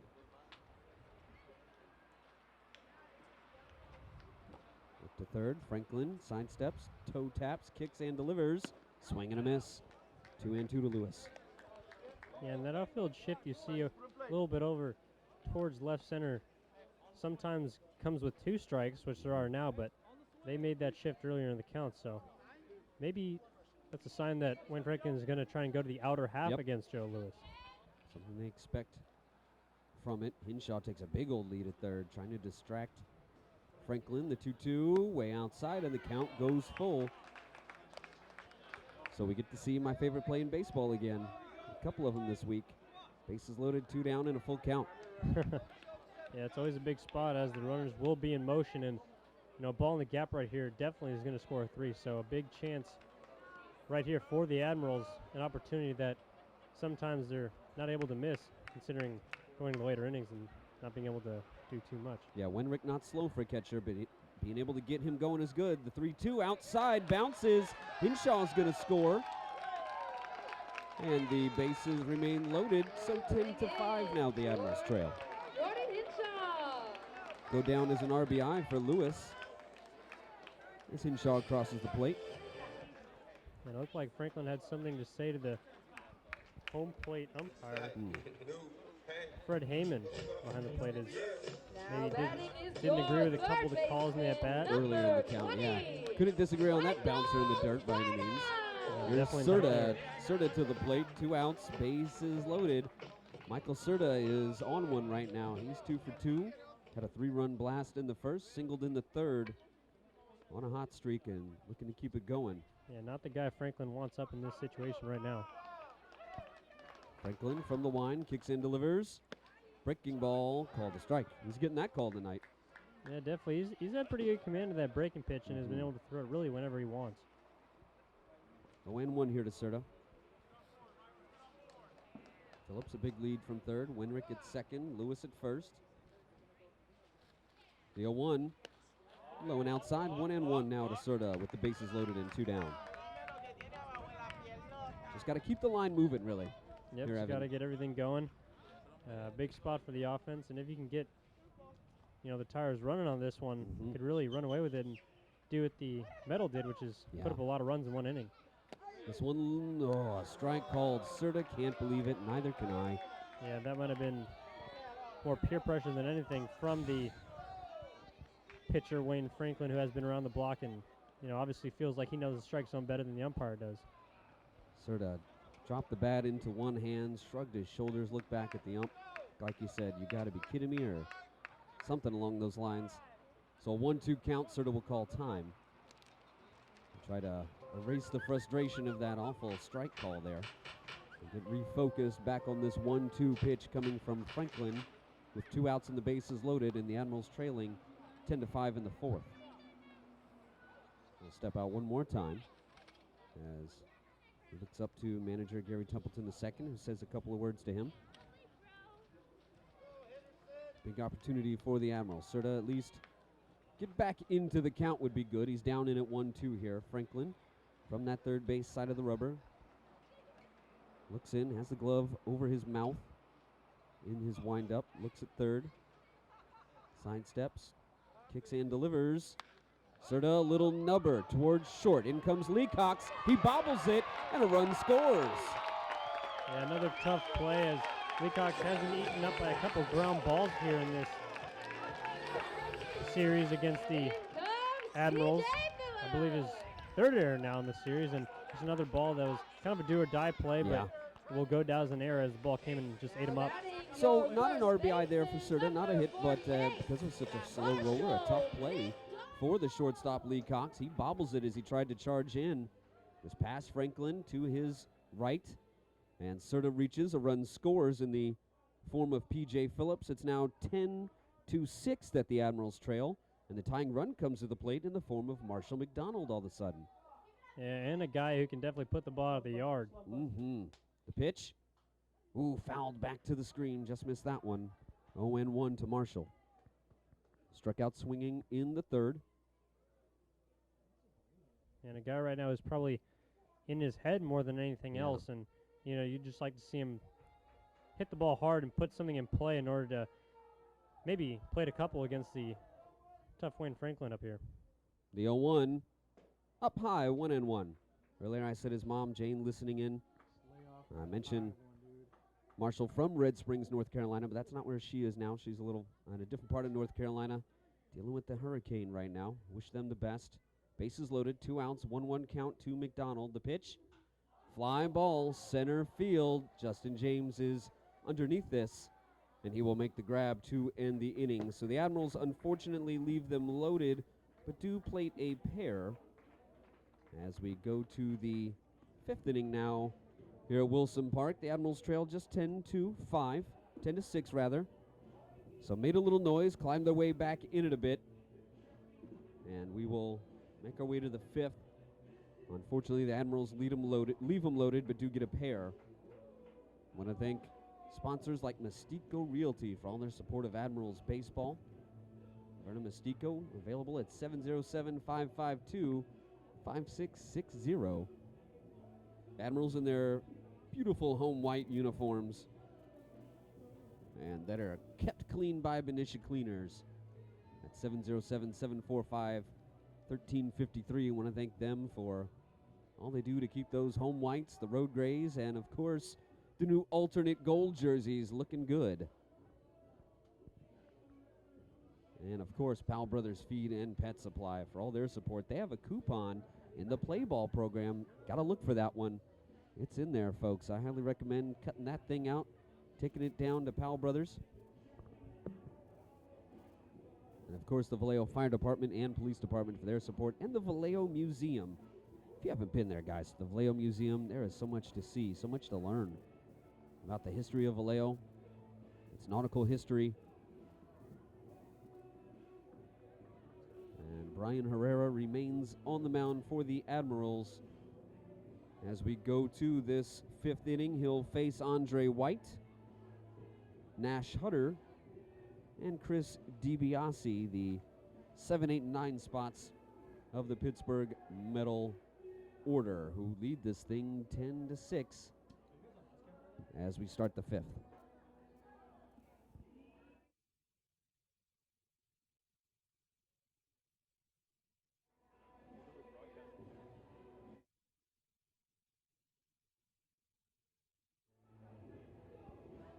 Well, thank you all for tuning in to Admirals Baseball.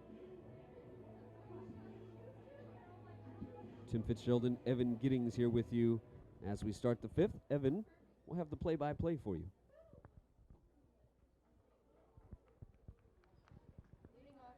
And the top half of the 5th inning for the Pittsburgh Mettle, we have the left fielder, Andre White, the 40-year-old, formerly in the Cleveland Indians organization, and he sees the first pitch, fastball up. 1-0 count here as the Mettle lead 10-6 in the top of the 5th inning. Second pitch, just a bit low, as Wenrick didn't agree with that, and to be quite honest, I didn't either. Well, you know, it's again this consistency thing. If he's not going to call that on one side, he shouldn't call it on the other. Yeah, Wayne Franklin did get a couple of those calls in the previous inning. Right. Curveball, 4 strike in the outside corner. There we go. Well, yeah, possibly a makeup call there, but that one did look pretty good. So Brian Herrera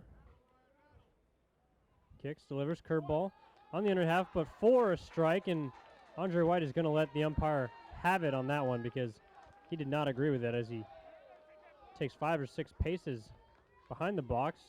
Can't call delay a game in baseball, can you? No, can't really. Because I would right now. Love that scorekeeper.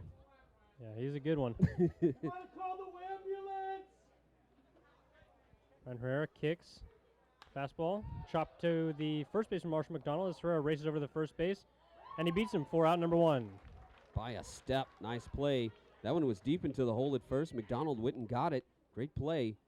And did a nice underhand toss to the covering Herrera, who was scooting. Yeah, I guess one of the advantages of being lower to the ground of your 5'8" frame, you can move a little quicker than most. Yes, that is the case. And we see the Admirals starting to get 0-0 Tony Guerra loose in the bullpen. Not a save situation, obviously, but he could use the work. Hasn't pitched this series. And that'll bring Nash Hutter, the third baseman, to the plate as he fouls the first pitch back he sees from Brian Herrera, the lefty. Nash Hutter. Nash Hutter. Could say that name over and over. Yes, and like you were telling us earlier, his mom is famous for portraying Suzanne Dorn in the famous movie Major League. And a movie I could watch over and over. And he sees the second pitch inside and low. Count goes to 1-1 with 1 out down here in the top of the 5th as the Admirals trail 10-6. My name is Evan Giddings here with my partner Tim Fitzgerald. Herrera Kicks, delivers, change up low, 2-1. Hutter at third base tonight. Plays a couple different spots. Plays the corner spots for Pittsburgh. The Los Angeles native. And he sees another ball down low. Gets away from Wenrick, and the count goes to 3-1 as Herrera looks to be working him in, as opposed to trying to go away to a decent amount of these righties as he has earlier in the game. Grabs the rosin bag, tries to gather himself as he does not want to give up a free base here in the top of the 5th inning. And Herrera knows walks are his bugaboo, his issue. He knows it. He talks about it. It's what it's about for him, and he gives up one here. Yep, just fastball a bit outside, and might have just lost control of that one as he let the arm go. So that'll bring the second baseman for the Pittsburgh Mettle, Chris DiBiase, to the plate, who is 2 for 2 on the day with a run scored. Has done a good job of getting on base and keeping the rallies alive here for the Mettle, who have scored 1 in the first, 8 in the second, and another one last inning in the 4th. Nash Hutter hitting just 200, but a 333 on base. That's normally good to Pick have. over to first base, close call, but Hutter's safe at first base. And you've got an on base 100 points over your average. That's quite good. To be 130 over, it's quite impressive. That's what he does, and he did it again here. He's doing a good job for the Mettle. First pitch seen is a strike call. DiBiase maybe didn't agree with it, a little low, but we've seen that all night as the Mettle dugout have a little bit of something to say for home plate umpire. Welcome to the club. Yeah.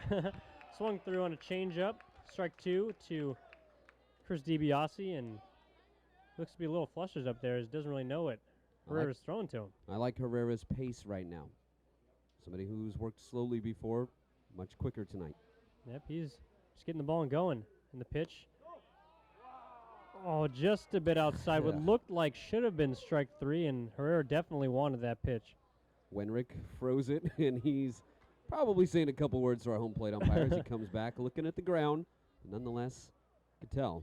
Yeah, that one did not look too far off the plate, and despite a little run on his fastball, probably should have been strike 3. And the delivery swung through, but caught by Wenrick for strike 3, so it doesn't matter as he gets the K. 2 outs here in the top of the 5th. And a good spot right there for that changeup as DiBiase foul-tipped it, but Wenrick did a good job of focusing and catching the ball right there. Top of the order now, and former Admiral Justin James. Yep, and he's been playing some solid defense out there for the Mettle in center field, tracking a bunch of balls down. And the first pitch he sees is a swung-through fastball for strike 1 from Herrera. James, he's got the tools to be a great outfielder, to cover a lot of ground. Has had trouble tracking the ball at times, picking it up. And like you said, it's been much better here in 14. Yep, and you see a curveball for strike 2 right here. Offers, but doesn't go all the way around as Herrera, another instance of in an at-bat where he's kind of dictating the pace and is moving more quickly than we've seen him. So he checks runner first, kicks. Fastball just about outside. Might have had a chance if Wenrick might have framed that a little better. Yeah, that one just tailed on him there. That was hard. He tried to snap it back. It really looked like it crossed the plate, though, I got to say. Maybe it was below the knees, but it looked like it crossed the plate, just it drifted a bit there at the end. Yeah, might have had a little extra something. Pick over to first, no tag. And typically late in these innings when you got 2 outs, 2 strikes, sometimes you want to put a little extra something on your fastball, and occasionally the catcher just isn't ready for it if you haven't been throwing as hard. So fastball swung through, strike 3 called. Excuse me, swung on by Justin James. That'll be the 3rd out of the inning for the Admirals as they go to the bottom half of the 5th inning. Still down 10-6. Evan, you've been a pitcher in this position before. Have you ever done long relief before? Have you done long relief or strictly starting? Yeah, that's actually my role now for my team. Yeah. Okay, so you've been in this situation before. What's the mindset when everybody else around you is kind of like, oh man, we're getting worked right now? How do you be that guy that comes in and is like, no, we're stopping this bleeding and we're going to win this thing? Well, definitely throwing strikes right out of the pen helps because, if you're a defense that is seen a bunch of runners cross the plate. Yeah. Sometimes maintaining your focus is tough to do. So if you're throwing balls in the strike zone and getting guys to put balls in play, it really helps the defense stay in the game and maintain that focus that they can take from the field to the plate and hopefully help you get some runs and try and help you, come back slowly, get in this game. So Yeah. I'd say not necessarily trying to strike a bunch of guys out, but more so getting your defense involved and just working the lower half of the strike zone Gotcha. and making them put the ball in play. So we'll go to the bottom of the fifth here at Wilson Park. Brought to you by the bottom of the fifth. Bottom of the fifth sports bar in Benicia. Now, if the Admirals were to hit a grand slam in this fifth, which they were in position to do a couple times in the fourth, well, that's a big 2-for-1 offer coming to everyone here in the ballpark over at the bottom of the fifth.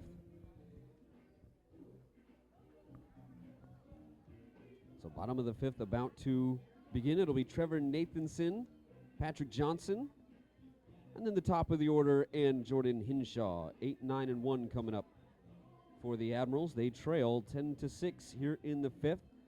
At least managed to push 2 more across in the fourth after having a big 4-run first, sparked by the Serta 3-run shot to deep left.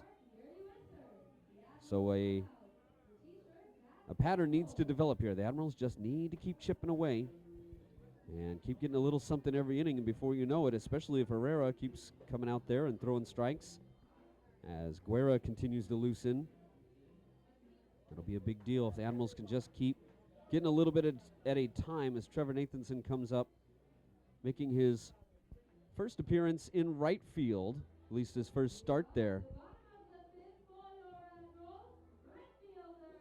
And here's Nathanson, a guy who could play a lot of spots, a guy who offered to play a lot of spots. Coach's son, who just kind of a baseball junkie, to get out there and play wherever he could. He said during spring training, "Hey, I've never caught before, but I'm willing to learn if you need that too."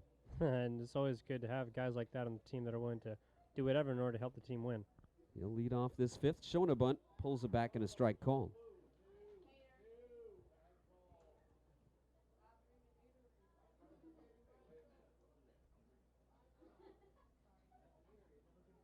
Nathanson steps back in. Franklin delivers outside 1-1.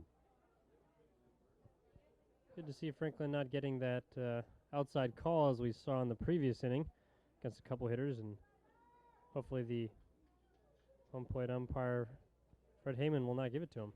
Here's as you say it, he goes right back to it on what was an obvious ball outside. Yeah. In fact, I wrote down 2-1. It's actually 1-2. Nathanson hitting just 161 has been quite good defensively, though. Sparse at bats, just 31 of them. As a backup, grounds 1-2 first. Taylor has it. He'll step on the bag for out number 1. Yeah, another hard hit ball, though, for the Admirals, just not really finding those holes. And you got to think that at some point tonight, or maybe sometime along this weekend, or maybe into next week, that these hits are going to start finding some holes and are going to contribute to scoring runs. Patrick Johnson comes up to the plate. Admirals right now carrying an imbalanced roster. There were a perfect 11-11 between pitchers and position players most of the year, but now with the day-to-day status of Carlos Martinez carrying one extra position, there's a bunt up the third base line. Hutter has it and makes the throw for the second out. Yeah, it seemed like the Mettle almost knew that he was going to lay one down. Tried one last time, couldn't get it, but Hutter was playing on the grass and was almost looked like just waiting for Johnson to lay one down. Seems like in a situation like that, when you're going to try and drag bunt, you got to leave it a little softer in order to try and make the pitcher or the catcher make that play. Yeah, absolutely. A little too much on that. Got up to the third baseman, Hutter. So here's Jordan Hinshaw with 2 down, nobody on. Admirals trailing 10-6 in the fifth. Looks at 1 low. Hinshaw singled and scored in the fourth, walked in the second. 1 for 2 today, way outside here, 2-0. A Long Beach native, Jordan Hinshaw to the plate. Looking to spark some sort of 2-out rally here. Franklin kicks in, delivers. This one low 3-0. Yeah, and although it seems like more of a bigger lead than it is because the Admirals are only down 4 runs, but because 8 of the Metal's runs came in that second inning, you almost want to think that sometimes the lead does look bigger than it can be. Franklin winds and delivers the 3-1. Fouled back to the screen. So 3-1 now. Just missed that one, Hinshaw. Yeah, just he did. underneath it. Did a good job in his last at-bat, tattooing that ball into the 6 hole, skipping up over the third baseman. And Admirals have had 8 hits today, just haven't been able to come up in those big spots when they needed to, such as last inning. They got a couple runs with the bases loaded, but it was in most part thanks to an error by the shortstop. So hopefully they'll be able to string a couple here together in these next innings, even though there is 2 outs here. Hinshaw, 343 hitter in his college career, hitting 333 for the Admirals. Franklin kicks in, delivers a 3-2. Fly ball, foul territory, out of play. Over the head of Colby Gurney out there in the bullpen. Admirals down 10-6 here at Wilson Park. Lights in effect, of course. So we're at 9:19 here in Vallejo, California. Tim Fitzgerald and Evan Giddings here with you. Franklin kicks in, delivers. Here's a liner into center. Justin James to his left will not get it. It gets down and gets to the wall. James will dig it out, and Hinshaw will hold up at second with a 2-out double. How about that Jordan Hinshaw, huh? Yeah, another example of him just taking what Franklin gives him and really slicing that ball almost to that right center field wall, which is where we've seen a lot of righties been able to go to today. P.J. Phillips will come to the plate. He singled and scored in that 4th. And I realize there's 2 outs. Yeah, you can't tie the thing right now, but just another run. If this were to be a 10-7 ball game here, as we go to the 6th, that would be just a run, and it would change the whole complexion of this thing right now. Exactly. I mean, 3 runs is not that big of a lead, and although it may seem larger than it is because of the fat 10 on the board, 3 runs, especially with it being here in the 5th inning, if they can just put up 1 right now, it'll be a pretty close game. P.J. Phillips drives one to right center. This ball is way back. This ball is off the wall. Phillips on his way to second. Hinshaw coming home, and it is 10-7. Just like you said, Tim, P.J. Phillips doing what he does best and driving the ball the other way and finding a way to plate Hinshaw across as he gives thanks to his fellow top of the lineup hitter. And just mentally what it can do, you're like, ooh, we're coming back. You start to feel that. You start to get in a groove as Wenrick comes to the plate now with a runner in scoring position. Exactly. There's a lot of life going in this lineup right now, and those back-to-back doubles might even spark something right here as the big hitter Wenrick comes to the plate looking to draw the Admirals within 1. Wenrick steps into that left-handed batter's box. Admirals have plated a run here. They now trail only 10-7 in the 5th with 2 down. P.J. Phillips at second with Wenrick at the plate. Franklin from the stretch kicks and delivers. Foul back to the screen. It would have been right at us without that thing there. Yeah, the one was heading right for us. So Admirals making some noise offensively, as is this crowd here on Thursday night. Last home game before quite a stretch on the road. Bit of an unbalanced schedule in the first 2 months for the Admirals. Heavy at home in June, then heavy on the road in July before a very balanced August. There's a ball up high. 1-1 here to Wenrick. Admirals, one of the more veteran teams now in the Pacific Association in year 2, so they hosted a lot of home games while people like Pittsburgh and Sonoma got their stadiums ready to go, and they'll be host heavy in July. Pop up left field, Andre White going back. Lee Cox will make the grab in shallow left instead. But the Admirals do plate a run.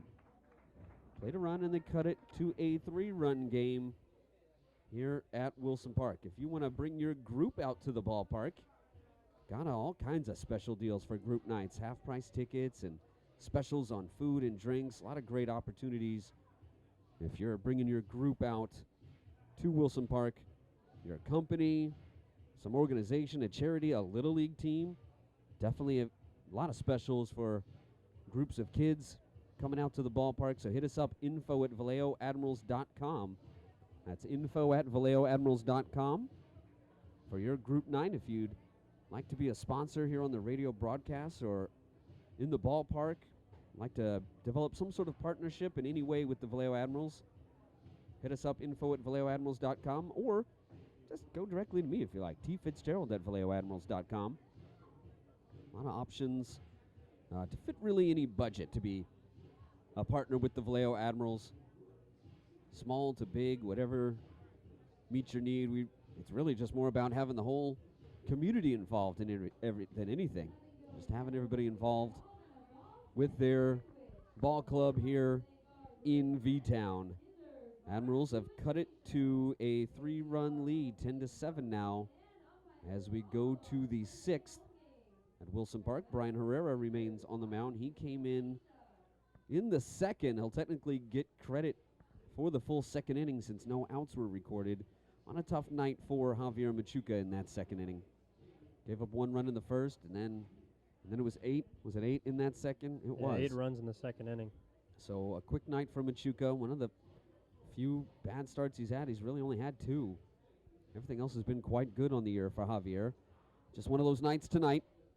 And so he was out quickly, and Brian Herrera summoned from the bullpen, recently put in the bullpen, as Devin Ramirez will take his rotation spot. Dennis Neal will move up a spot in the rotation from 5 to 4th, which is interesting considering the amount of pitches he threw, 130 in his complete game on Tuesday. So I wonder how long he'll be able to go in his next appearance. I might have waited until you had an off day to make that move, or done it sooner perhaps with an off day to work with, but nonetheless, that change made in the rotation. And we will go to the 6th now, Mark Leacox to lead it off. And here in the top of the 6th, Mark Leacox, the shortstop for the Pittsburgh Mettle. 0 for 2 so far in the day, but has scored a run as he reached on a walk. The first pitch he sees is just a little up as a fastball from Brian Herrera comes into the glove. Just a bit high. Here so far for the Pittsburgh Mettle have been seeing the ball well as Leacox slices the ball in the right field, and Nathanson is unable to come up with it. So that goes down as a single for Leacox, and that'll bring up the designated hitter, Ernie Munoz, who has been crushing the ball so far today. 2 for 3, and he was responsible for that solo shot in the first inning against Machuca. Machuca only gave up 8 hits despite surrendering 9 runs, and that was definitely one of the loudest ones he gave up today. Nathanson wanted to get behind that ball, not let it get to the wall more so than to try to make a diving grab to keep it to a single. Ball up from Herrera here. So the count goes to 1-0. Possibly on a shorter leash than normal this inning, as there looks to be another Admiral in the bullpen starting to warm up, but yeah, could still Herrera does have the experience as a starter, so he can go longer than most relievers. There's that long relief roll. I can't believe they just gave a timeout to somebody here. Yeah, he was in the middle of his leg kick, and Herrera shows a bit of frustration there as Munoz steps out. Herrera kicking around some dirt on the front part of the mound. Rubs up the baseball. I still want to see him work quickly, even with people on. Yeah, don't we all? Throws over to first base, no tag. As McDonald is the receiver over there at first base, and Herrera probably trying to keep Leacox close to first base and stop him from getting as far as he can, because as we've seen so far, the Mettle have been able to drive the ball in the gap and not allow them to get those extra bases. Oh, broken bat, single in the left field, and Williams is not going to be able to get there. Herrera, good pitch there, getting in on the hands of Munoz, but it'll go down as a base hit, so 3 for 4 in the day. Yeah, tough luck single there given up by Herrera. He jammed him good, shattered the bat. Piece of lumber dies a hero, though, as it's a little dying quail out to left. And there's 2 on. Yeah, it seems almost that in these last 2 days, although the Pittsburgh team has hit the ball hard off of the Admiral pitchers, even the soft ones, just have been able to find holes, and no matter what, those hits are going to go down. Yep, absolutely. And so the left-handed right fielder Ricky Munoz steps in. The first pitch he offers that is a strike on the outside corner. Good to see right there that the outer half of the plate is being given to Herrera in this inning. Has been a little inconsistent so far today. Claudio had that 3-bagger with 1 out in the 4th, driven in on a sac fly by Taylor. Kicks. And the pitch, he bunts. Herrera fields it. Tries to go to third, but and throws the ball past McDonald on the first base side as McDonald slips, and that'll bring around Lee Cox. One of those mental mistakes, indecisiveness, and then forced one. Had first of all, a good bunt by Claudio. Caught everybody off guard, the big fella. Yeah. Gets one down nicely towards the pitcher, but up the third base line. Herrera popped off the mound and got it. Thought about third, which was a closer throw for him, but the runner was hustling over there, Lee Cox, and then as he changed his mind, he's well over towards third and threw low to first. No chance for McDonald over there. So a hit in an E1, it'll go down. And here comes manager Gary Templeton II. Looks like to talk to Herrera and possibly a couple of his defensive players about positioning and what's going to go on here, because it seemed almost as if the middle infield was kind of deciding whether or not to bring the infield in for this next player, so back for the double play. Yeah. He's also going to talk to the field umpire about something. Not quite sure what it could be, but maybe something concerning the last play. Or some sort of interference involved, or what happened there? Yeah. It felt like the runner Claudio was in the way of Big Marshall McDonald or something there. That's a good point. That might have been the case, but So Herrera, a bad choice there, compounding some problems, and it's 11-7 now. Back to a 4-run lead for Pittsburgh. Yeah, and you wonder if maybe just because he decided to go to third base, that maybe someone called for him to go to third base, or maybe he heard something, a 3-3-3 from one of his infielders, or maybe even his catcher. Yeah, we didn't hear it here. Yeah, but nonetheless, that'll bring big Mike Taylor to the plate, and the first pitch he sees is outside for ball 1. Winrick got to reach out and snatch that one up and away. And Mike Taylor's 1 for 1 on the day, drawing a couple walks. 2 RBIs, though, and a run scored. The answer inning has been a problem for the Admirals. Yes. Giving up a run after scoring some. Fouled straight back from a fastball from Herrera. The count goes to 1-1. Taylor had a big rip right there and was looking to do some damage. Taylor not only leads this team in strikeouts with 24, leads them in at bats with 93, and also tied for the lead in home runs with 5. Tim Battle, who is currently injured, I believe. Pick over to first base. No tag by McDonald, but having a little bit of fun over there with the first base runner, Ricky Claudio. Trying to go for the old hidden ball trick, as they say. But Herrera offers changeup low. So that'll take the count to 2-1. And so far, Herrera has been good at getting the ball back on the mound and pounding the strike zone. Only giving up 2 walks so far in an area that he has struggled in. Pacing is better. Yep. And pitch. Ground ball to third base. Serta does a good job botting it up. Throws a second for 1. The fielder's choice for big Mike Taylor, as P.J. Phillips was the receiver on the second base end. Good job there by Serta. Instead of trying to come and get it, and might have made an error. Yeah. Just taking it off the chest and making the safe play at second base. Holding Ernie Munoz, the runner, from scoring from third base. Yeah, absolutely. That was one that took a crazy hop. Something about third. That spot at third has been inducing a lot of strange hops as Brad Shannon comes to the plate. So Serta had to take that one off the chest and gather it. Yep, foul ball off to the right side. Into foul territory. As Herrera will look to stay away from the big number 13, the catcher today here for the Mettle. And we saw him in the first game of the series on Tuesday struggle a little bit behind the plate, but he's had a lot more success here tonight. Herrera stares to first, kicks and delivers. Ball hit, fly ball to center field as Hinshaw comes in, shallow center, makes the catch.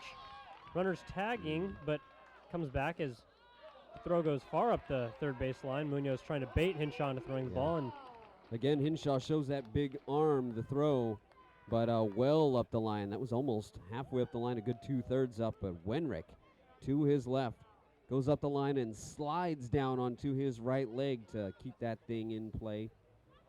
And a great job there. He saved a run scoring for sure. He almost Hinshaw put a little too much on that one. Yeah, very true. And almost a good job that, well, thankfully Munoz didn't run. I mean, he was certainly dinking Hinshaw into throwing, but if he had ran, he might have had a chance to score right there. So, steps up to the box. The left fielder for the Pittsburgh Mettle, big Andre White, with the neon batting gloves and the neon batting tape as he stares into Brian Herrera. Got some long sleeves on now, some sort of undershirt, some turtleneck thing going on there. Pick off over to first base, but nothing's going on. There's just something about him that says player from the 90s. I don't know what it is. It just got this 90s look about him. Yeah, the big elbow up, cocking his back and forth, much like Gary Sheffield used to do. Sure. First pitch he sees is a slider off the plate. So 2 outs here in the top of the 6th inning as the Admirals trail 11-7. 1 run scored here in the inning. And Herrera will look to keep the Mettle to just that.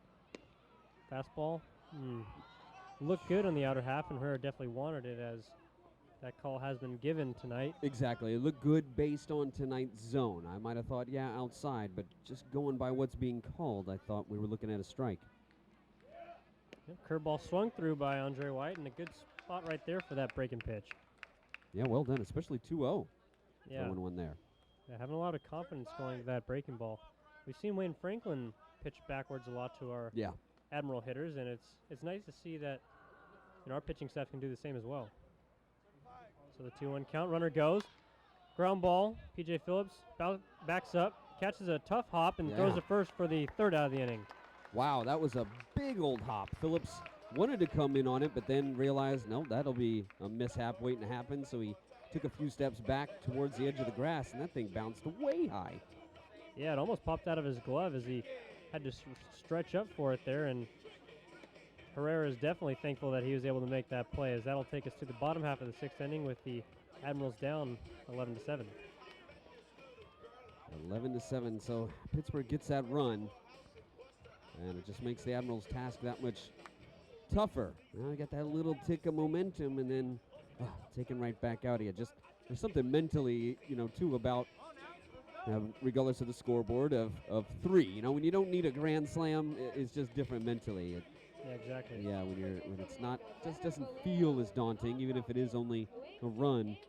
And I want to remind everyone about our sponsor, our good partner, the Napa Solano Central Labor Council, and thank them for their support of Admirals baseball, John Riley and the crew over there. And we'll have a big group night with them coming up on a night where Mike Thompson, Congressman, will throw out a first pitch.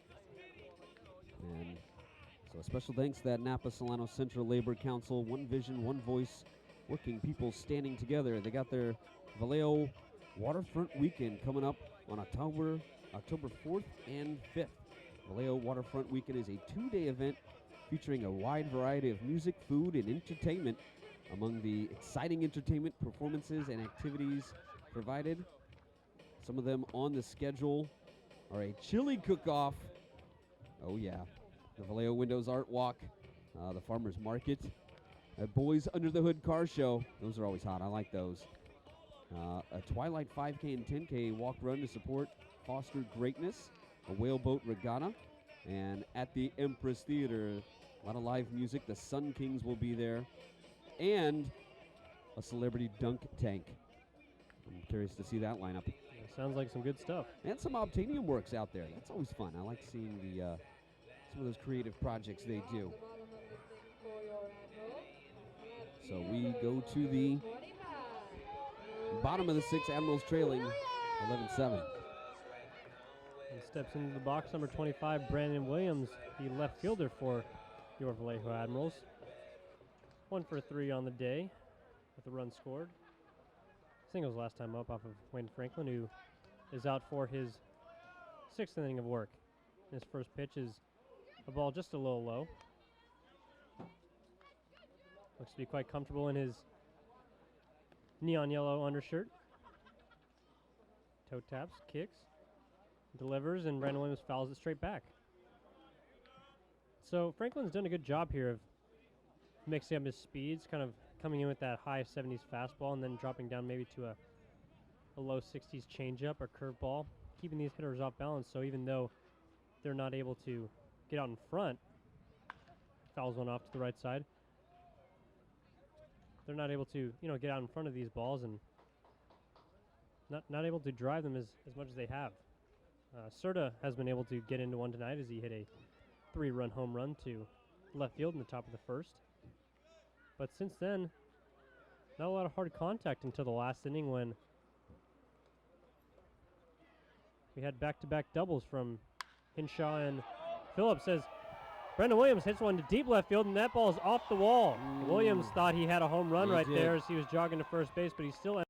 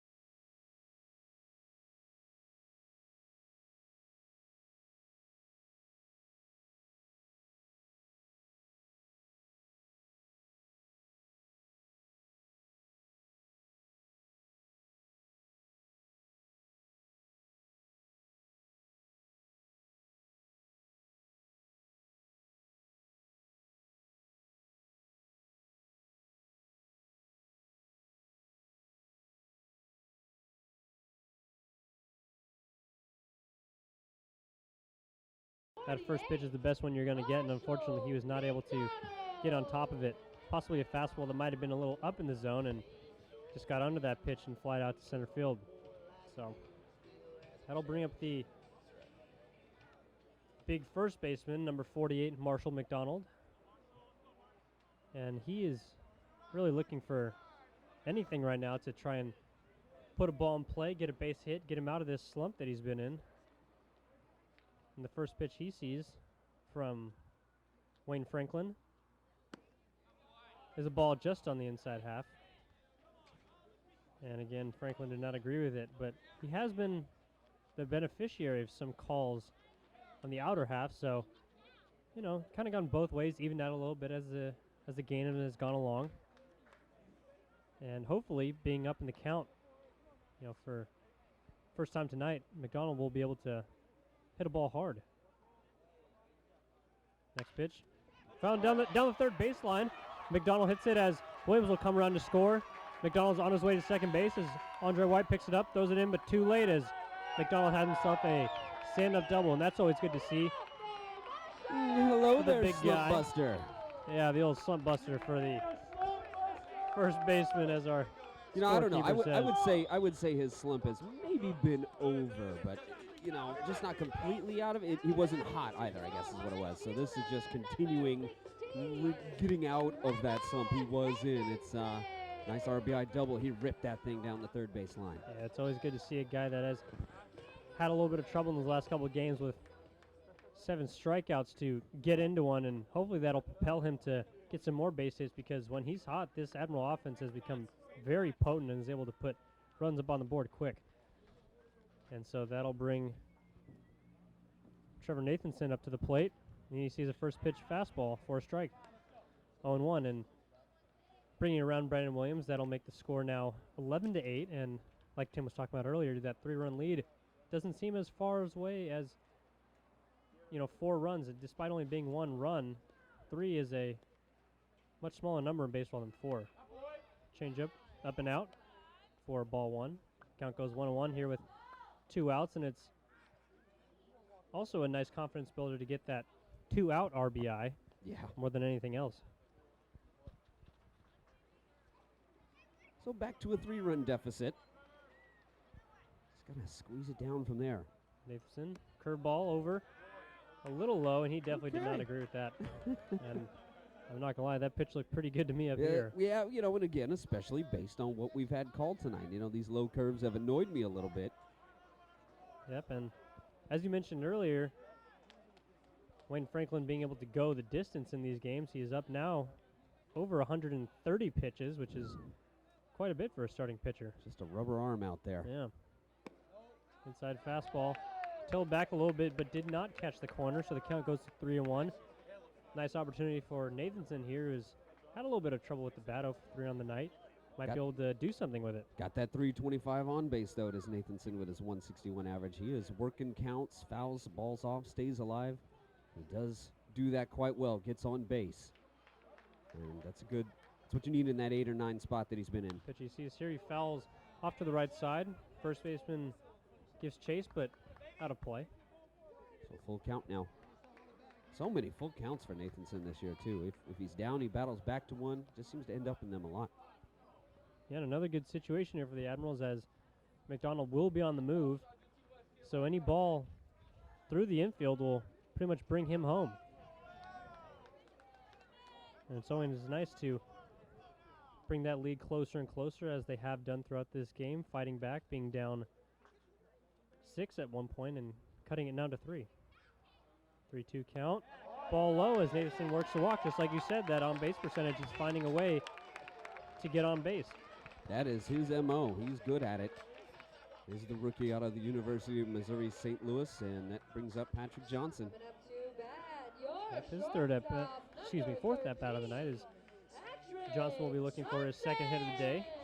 Had a failed bunt attempt last time, and hopefully that might have helped him see the ball, see what he might have been able to do with it. Pitch that looked pretty good, as catcher Brad Shannon sets up the outer half. Now comes in. The fastball in for ball 1. Big opportunity for the Admirals. 2 on, 2 down.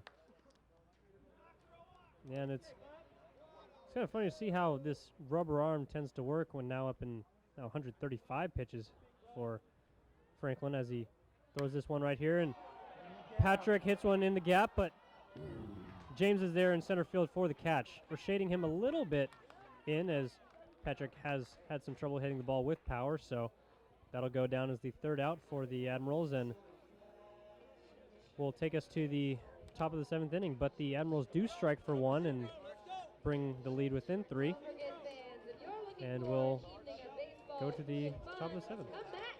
7th inning we head to here at Wilson Park. Tim Fitzgerald and Evan Giddings with you. Admirals fell behind big time in the 2nd inning. They were up 4-1 going into that 2nd, and then things just fell apart.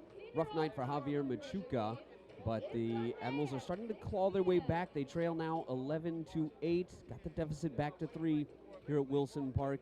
And you mentioned Wayne Franklin, that rubber arm, 130 pitches, and wow, there's no activity in the bullpen either for the Pittsburgh Mettle, but a change on the mound here for the Admirals as Tony Guerra checks in, the closer for the Admirals, getting a chance to get some work in after not having any action the past few days.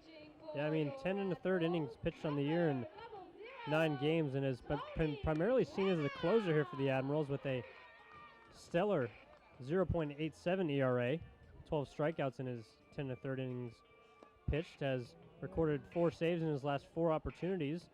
So has done a good job here for the Admirals at really shutting down the opposing offense and is pretty much brought in to do that job right now. I mean, manager Templeton does not want to see any more runs cross the plate and has gone to his closer in not necessarily desperate times, but in an area where you want to keep that lead at 3 in order to have a chance to come back. You absolutely have to stop any scoring here. So you send out your guy with the fewest runs allowed on the year. Big shout out to the Vallejo Fire Department here in the ballpark as we honor veterans and our service members and first responders like them coming up here at the 7th inning stretch. And trainer Andres Vigo was out there watching Guerra warm up and throw to Isaac Wenrick. And his final throw, and the throw to second, ready to go. It was a good one, too, by Wenrick. So we are going to have Nash Hutter, Chris DiBiase, and then the top of the order with Justin James here in the 7th. As we start the 7th at Wilson Park, Admirals trail 11-8. Very manageable 3-run deficit now, at least, to just climb their way back into it. And now have a stopper like Guerra on the mound, who's been really lights out as a closer this season. So, a non-save opportunity. But like you said, Templeton the second going to him here as he throws a strike on the outside corner. 0-1. And Guerra inserted into the closer role after Keith Eusebio deactivated himself. He was closing. There's a hard shot into center. Back goes Hinshaw. He's going to watch it leave. It's a solo shot for the man they call Nash Hutter. Yeah, good job right there by Hutter, seeing that first pitch and not really offering at it, but then knowing that Guerra was going to come right at him with that mid-90s fastball. Well, because Guerra was due to give one up. That's going to happen. You also wonder about closer in a non-save situation. Yeah, very true. He's trying to come in and sort of use this as a bullpen session to get his work in, not really in a save opportunity. So might have maybe not taken the playoff, but not focusing as hard to make these pitches. Yeah. This one in the dirt to DiBiase, 1-0. Guerra. Only the second earned run allowed this year by Guerra in 10 1/3. This one low, 2-0 here to DiBiase, so let's see how he handles some adversity. Tony Guerra. Really just his first outing. Was there any sort of trouble? There's a ground to second. Phillips plays the hop, gathers it, and makes a throw to first. Yeah, this infield has been playing quite tricky here for both sides of the defenses. And Phillips had that tough ball earlier where it almost jumped over his head. So right there, he did a good job of just basically trying to buy it up, knowing that he had time and making his play. So one out, Justin James to the plate. I think this infield tonight has given examples of why the Admirals management ownership still a little frustrated with here's a foul back to the screen, frustrated with their status as a tenant to GVRD. With this ballpark being treated a little bit more like just a city park instead of a professional baseball stadium. So some things they would like to be taken care of. There is a ball high to James, 1-1. If they are going to be a professional ball club in this ballpark. I know owner Robert Young, though, Bob Young, looking at the fairgrounds, potentially Mare Island, to build a facility of his own. There's a strike called, 1-2, which is better for a team to have your own facility. Yeah, that's very true. It's always nice to have a place you can call home and not necessarily share with others, but have a spot that you can go to and know that all the facilities members that are taking care of it. Foul off to the left as James stays alive. Admirals trail now 12-8. Back to that 4-run deficit. They just can't keep it at 3, get it under 3. Ever since they fell behind big in the second inning, 9-4. There's a call, third strike. Got a nice slider on the inner half. A good pitch there by Guerra, finally going to that off-speed stuff that he hadn't shown so far. And looks like James is not really ready for it, hadn't seen it before. So Guerra, a little trouble today with that solo shot, but only the second earned run allowed. So it's an opportunity here to see what he does with a little adversity as Leacox comes to the plate. He scored a run in the 6th on a single, lined out to left in the 3rd on a hard hit ball, and a great diving play by Brandon Williams. So Leacox to the plate. There's a swing and a miss. 0-1. So Guerra, an interesting fella. He is kind of a quirky guy, but that sort of comes with closers, as I'm sure you're familiar with. Yeah, there's been quite a few characters. Check swing, did he go? I thought he did. They say no. So I guess that'll be a 1-1 here. Actually, it looks like they might have called it A foul ball? is initially what I was thinking, yeah, and that would make a lot of sense if it is a foul. Going to wait for a signal from our home plate umpire as he peeks at the scoreboard, and doing that, you'd think he'd say, oh, hey, I should say what this is. One of the assistants pretty upset. And a foul is the call. First base coach, one of the recent additions, kind of their bullpen catcher guy as well. Coaching over there at first. Yeah, quite animated coming down the line to let a home plate umpire know. Leacox remains at the plate. The pitch. Check swing. Did he go? On this ball in the dirt, the appeal. There we go. Did not go. 1-2 the count. Guerra, initially not invited to camp, had a dream. Said he had a dream that God told him to come and try out for the Admirals, to come to spring training anyway, with a couple of friends, Anthony Williams, another pitcher, a couple of guys who did not make the squad, who were invited, and Anthony did. Well, so whoever this assistant is, kind of a backup guy for Sporting Aaron Miles, old number 4 who left, continues to bark at home plate, and he can go ahead and get tossed already now.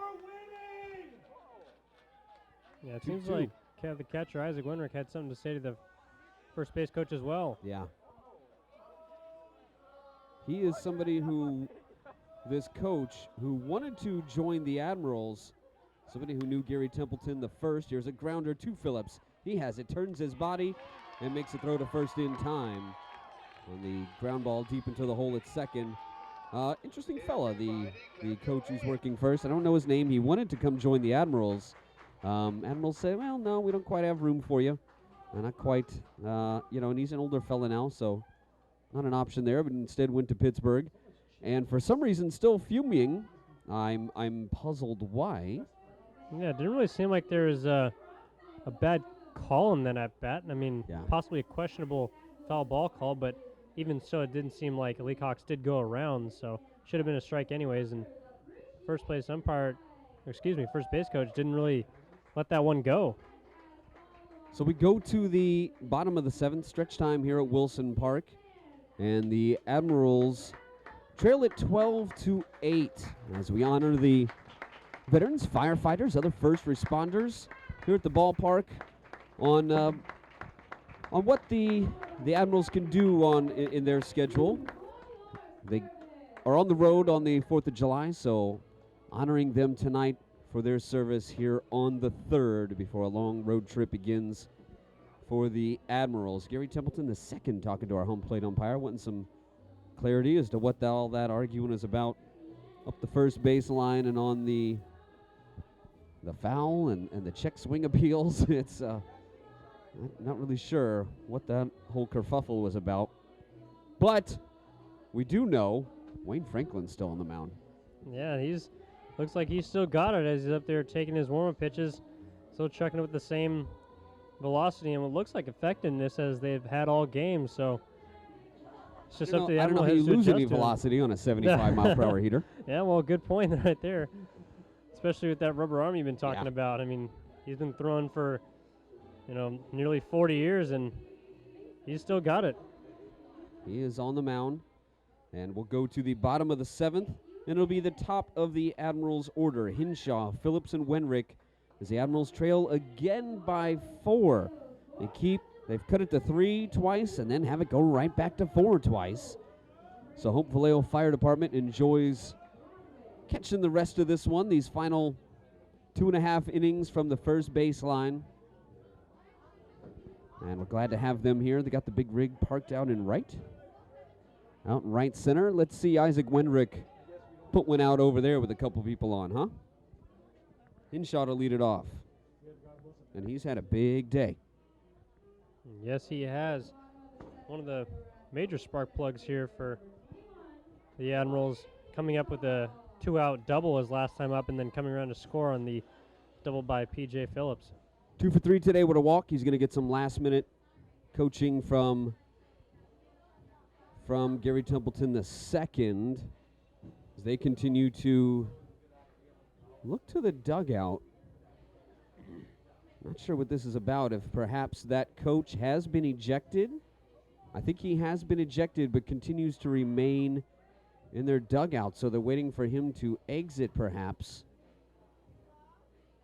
Still waiting to see. All we saw was James Lepresti leave, who's got the night off tonight with his football. Yeah, I don't know if that was the first base coach, but no, still left nonetheless. So Hinshaw stepped into the batter's box now. Well, whatever they were waiting on seems to have been resolved. Hinshaw is ready to go here to start the 7th. Way outside, 1-0 to Jordan. Yeah, it's got to be pretty nice to go up there and every single night every single 5th day you're pitching, knowing that you've got a rubber arm that can throw up to 150 pitches. Hinshaw looks at one high, 2-0.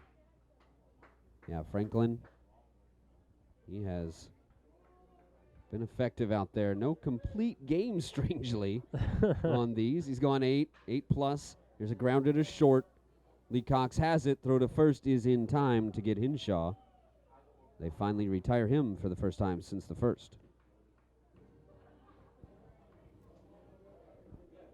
And that brings up P.J. Phillips, another guy who's been productive tonight as well. You know, and again, one of those nights when we talked to Gary Templeton II or Tito Fuentes Jr., when you put up 8 runs, you expect to win a game, not be trailing by 4. Yeah, it's kind of tough, and unfortunately they gave up those 8 runs in the second inning alone, but so far they've been doing a good job at coming back.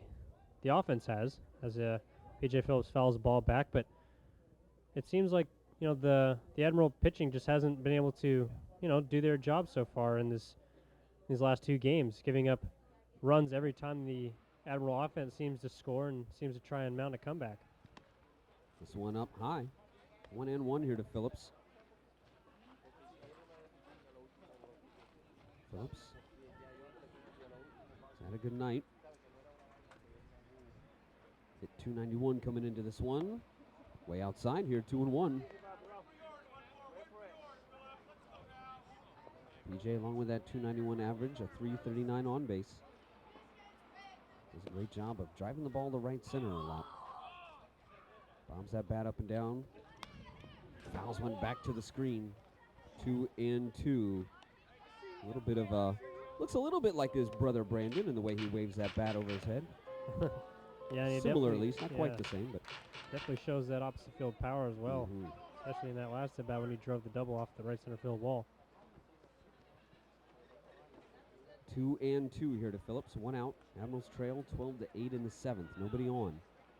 Pitch from Franklin. Fouled out of play again. And it finally looks like there seems to be some action going for the Mettle bullpen.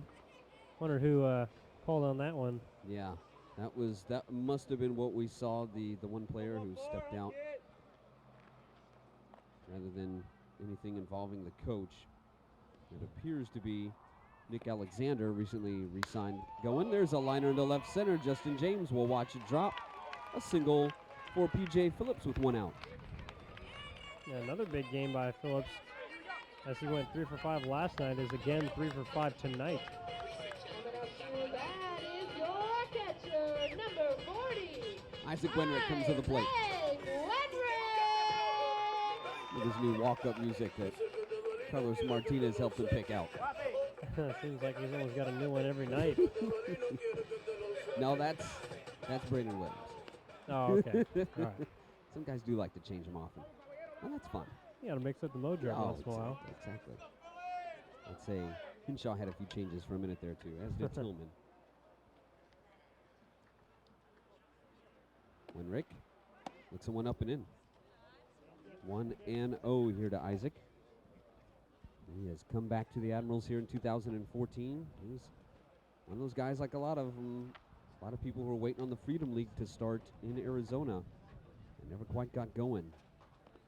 This one way upstairs, 2-0 here to Wenrick. So he was wondering what was lying ahead for him, was thinking on it, and was just trying to be positive and literally just put out the good vibes, have some faith in things working, and that day got the call from Tito. There's a strike on the outside corner, 2-1. Just trying to think positively, literally sort of meditate on it, and there it was. Universe finds a way for you if you're thinking the right thoughts. That's my theory, at least. You're going to come around to where you're supposed to be. Yeah, here's a pickoff attempt, no tag.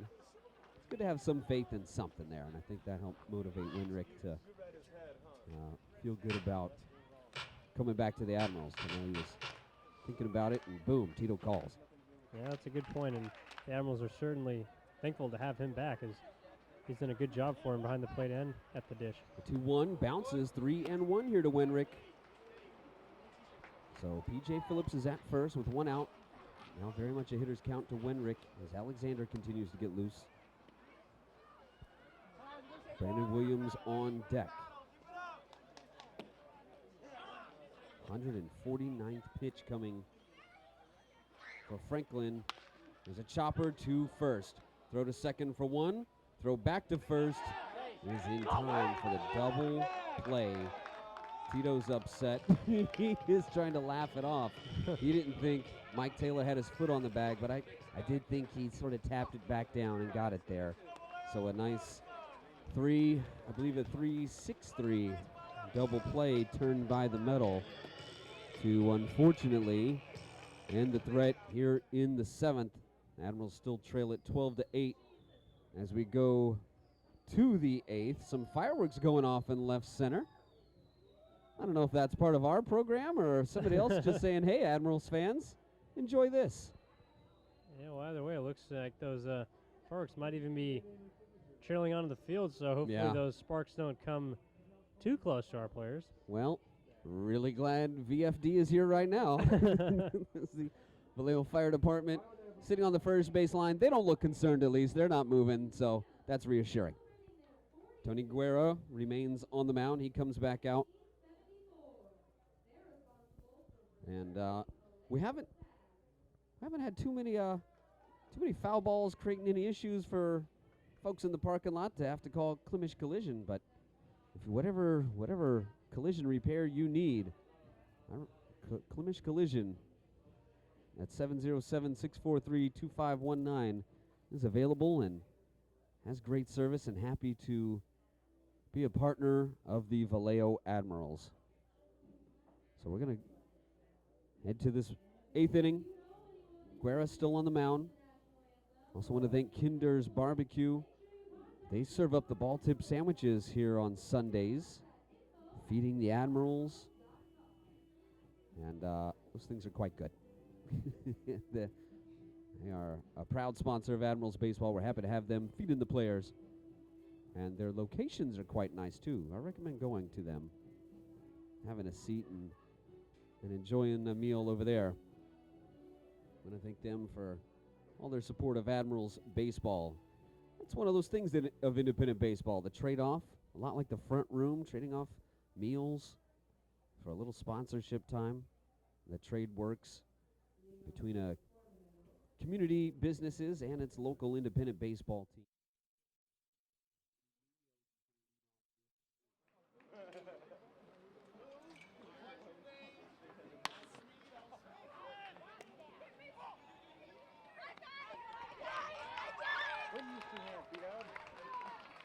It looked like Munoz tried to hit the ball at the end of the bat.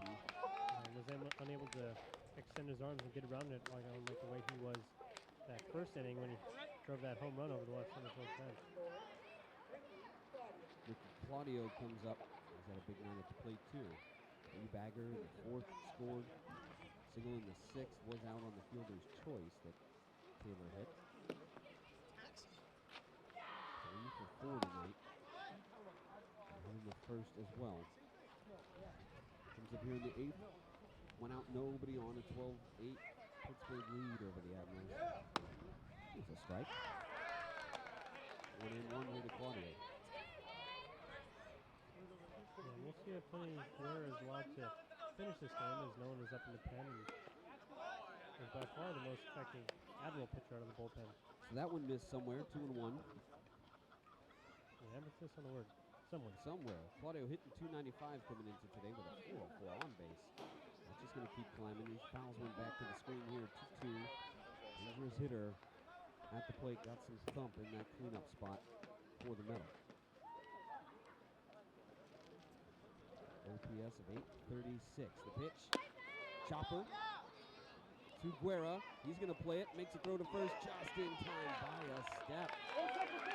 Handling that slow roll. That was a nice play by Guerra. Yeah, Rick Claudio did not agree with it, but the field umpire, Mike Howard, did have a good angle on it and made what looked to be the right call. Guerra went back for that one, grabbed it, stumbled a bit, covered himself and threw for the out. Guerra, another one of those guys that wants to be a starter. A lot of guys in the bullpen, especially in independent ball, want to be starters, so you show the innings, show the work, have those numbers there to be seen at the higher levels of having a good ERA over more innings than you would as a reliever. Here's Taylor. It's one outside, 1-0. Yeah, I mean, despite wanting to be a starter, it's going to be kind of tough for you when you're doing your job so well as a closer. That can't be overlooked. There's always, nobody wants a back end of a bullpen guy. Taylor doesn't agree with that call on the outside part of the plate. He does an Andre White walk outside of the batter's box. He returns, steps back in. And then had a sac fly to fourth. That get into a fielder's choice in the sixth. A foul ball. Wenrick giving it chase near the fence. He will make the grab as he falls to the ground in the Mettle batting circle.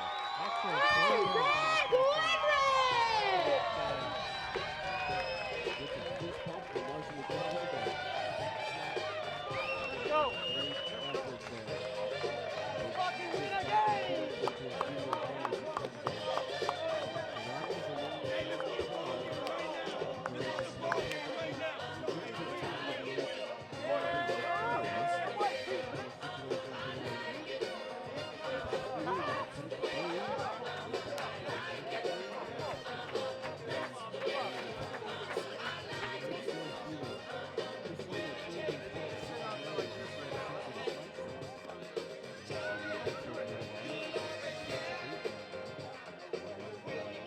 You know, the way we like it is when Wilson Park is kept clean. And we'd like to give a great shout out to Art Solano, helping keep Wilson Park clean. Helping people with intellectual and developmental disabilities. Art Solano is a great friend of the Admirals. Well, he was hoping for a long 8th to 9th that maybe gets us a 200 pitch out to see. Danny Williams is going to lead off this bottom of the eighth. Williams, Lewis, and Serta. There's the corner if anybody gets on. Williams led off the sixth with a double and scored. Led off the third, popping up to third. Popped up to short in the fourth. Did have a hit in the first and scored 2 for 4 tonight.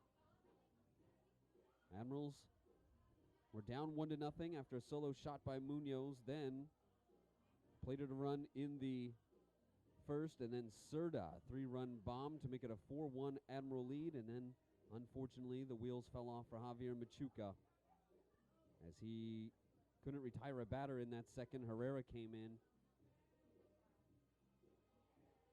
and managed to stop the bleeding a little bit, but they've sort of chipped away. Still have the Mettle, kept tacking on a little bit at a time. Admirals are the ones who have chipped away. They've got this thing down to 4. They were down 10-4 at one point. Cut it to 10-6, then 10-7. Every time they've cut it to 3, Pittsburgh keeps extending it back to 4. Twice now that's happened. And that brings us to our 12-8 score right now. And Wayne Franklin remains on the mound, approaching 150 pitches. He's going to throw his 150th to start this 8th inning to Brandon Williams, the Admiral left fielder, who's had a good game at the plate and has been good in the field as well. There's been a couple nice plays out there in left field, and was doing well up in the plate too, as he just missed a home run as the last at bat and thought he had one. Yeah. As he trotted around first base, but still managed to poke a couple in his couple base hits tonight. Digs into that right-handed batter's box, facing Wayne Franklin. About to throw his 150th pitch. Kicks and delivers. Breaking ball, called a strike. And you got to respect a guy like that can go out there and give you 150 pitches a night. Not something that any normal human being can do. I know I couldn't. The pitch popped him up. And Shannon will watch this head out of play and clang off of our roof. 0-2 off the bat of Williams. Yeah, well, you know, the pitch count, the pitch limit, tracking that, being around 100, 120, trying to keep guys in that range, depending on the type of arm they have, is more for guys in the big leagues or trying to work their way up so as not to damage a young arm. And along with Franklin not being a hard thrower, he's 40 years old, he's here in independent ball, so, and he's the owner of this team, so nobody's going to tell him to watch a pitch count. This one outside to Williams, 1-2. And it looked like almost when he was deciding to come out for that last inning, he kind of just shook off the reliever down in the bullpen and said, no, I think I'll take this one. You come in when I tell you. 1-2 here to Williams. Franklin taps the toe, kicks in, delivers. Breaking ball that is grounded down the third base line for a single. Williams on his way to second. Can he get 2 out of it? He will. Thinks about third as White stumbles with it a bit, but gets the throw into Hutter, so another leadoff double for Brandon Williams. He starts the 8th like he did the 6th. He scored in that one. Admirals would like that again. Here comes Joe Lewis to the plate. And Williams, he went down and got that curveball, one that's been called a strike a lot, including on him at this at-bat here. Yeah, he did. He went down and got it and really took that strike zone and said to heck with it. I mean, sometimes you just got to do it yourself, and that's exactly what he did. He adjusted quite well. Well done by Williams there. Lewis to the plate. DH for the Admirals tonight, with Pregame getting a night off. Franklin kicks and delivers. Big swing and a miss there from Lewis. That's one thing he does do well is swing hard, and he does not get cheated up at the plate. Indeed. 2 guys get loose now for the Mettle. Righty and a lefty. Got some double barrel action going on. Admirals just trying to finally get it under 3-4 runs for this deficit. Strike called on the outside corner.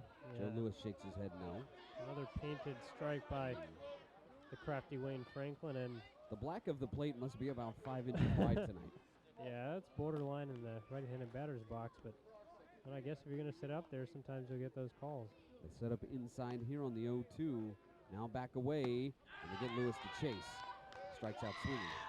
Yeah, and that swing right there is definitely a product of the second strike that was called way off the outside corner, and he was just trying to protect right there. If that ball is called a strike, he probably does not swing at that pitch. Yeah. And you see the Admirals trying to adjust to the zone. You saw the swing by Brandon Williams on the low curve ball to get this leadoff double as Michael Serta steps to the plate. Lewis tried to adjust there. Also a great job by Shannon to bounce behind the plate to sound like he's going to set up inside, then bounce back outside. Yeah, good point. First pitch to Serta. He looks at a ball called a strike. And the broken record here is that get the over curve from Franklin, who's coming in apparently right at the knees. And as he approaches his 156th pitch, I'd never even thought I'd say that in a game. It's crazy, but he's been doing quite well. Way outside here, 1-1 to Serta. Serta, the 3-run shot in the first, a single in the third, reached on an error in the fourth, and flew out to center in the sixth. He's got a 1-1 count here in the 8th with one out. Brandon Williams at second. Admirals trailing 12-8. Franklin comes set. Looks back at Williams. Now kicks and delivers inside.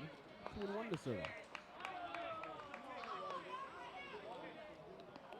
Well, Franklin did not agree with that call in the inside corner, but I think it's kind of interesting to see how the umpire is set up on that inside half and doesn't seem to be giving him the black. So you got to think that maybe if he's set up on the outside corner, he may not be giving those calls in the black to Franklin, which he has been receiving. Yeah, that's something owner Bob Young complained about a while back with umpires doing that.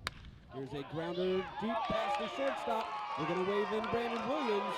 Serta, he's on his way to second, and he is hung up there. He tried to go too far. It's an RBI single for Serta. He's going to run to second now, and the tag is applied. He's also out of the base paths. So Serta tried to stretch that one out a little too far, does drive in a run. He was around second. He thought the throw was going to come home. It was cut off well. Good play there by Andre White and the infielder. Came into either shortstop Lee Cox or Hunter there at third. So Williams does score, makes it 12-9.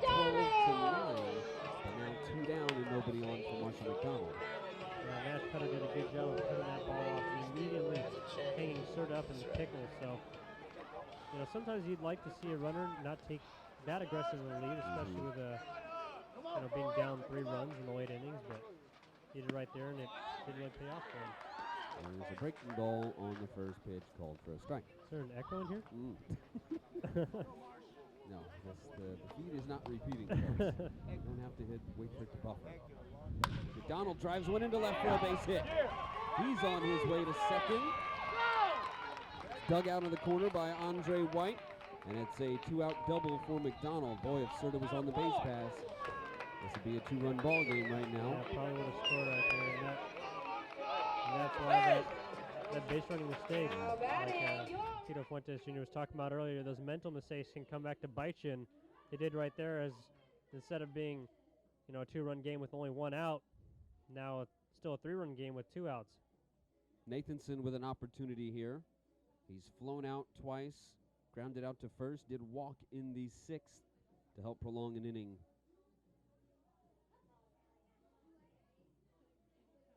Patrick Johnson, the shortstop, awaits on deck.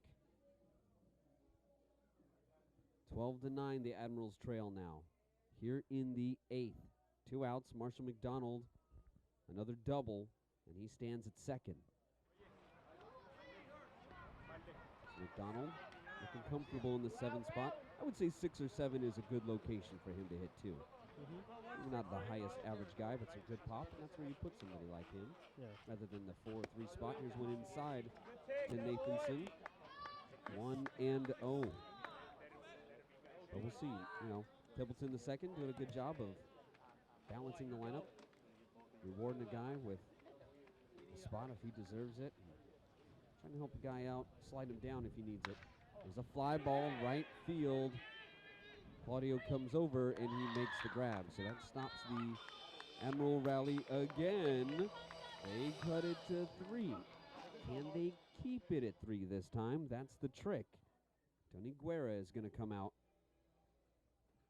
And he will remain in the game. He's going to go in for his 3rd inning of work as we go to the 9th. It's 9th inning time here at Wilson Park. Admirals trailing 12-9. I want to thank everyone for tuning in to Vallejo Admirals baseball. Tim Fitzgerald and Evan Giddings here with you at Wilson Park. And it's been a wild one. It was pretty crazy. Yes, it has. And the Admirals hoping for some more craziness here in their final home game before a long series of road games. And again, they'll be in San Rafael this weekend playing all afternoon contests.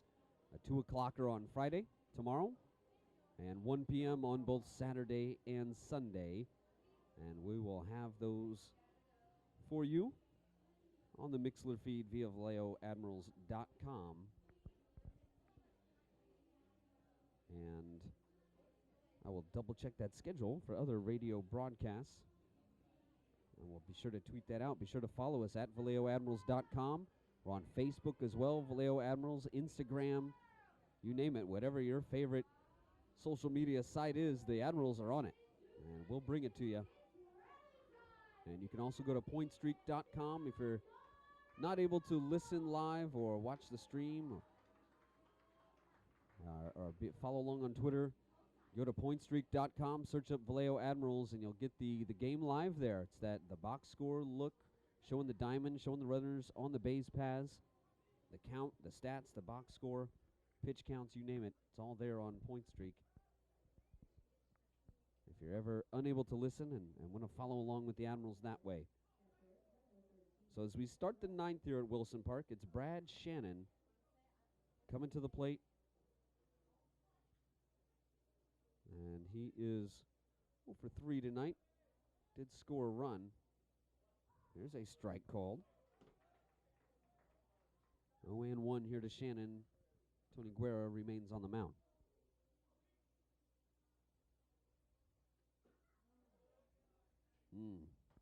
Held up on one. Outside there, 1-1. Yeah, good spot right here for Guerra to show that maybe if he wants to be a starter, he can throw those prolonged amount of innings. Did some long work early in the season. Here's another one outside, 2-1. Before he was anointed the closer, Steve Eusebio deactivated himself to focus on coaching and give some of these younger guys a chance of playing time. But if Keith is needed, he is available to be reactivated. There's a foul. 2-2 here to Shannon. Yeah, it's nice to see how Tony's been comfortable so far in this third inning of work. Now his longest outing as a Admiral.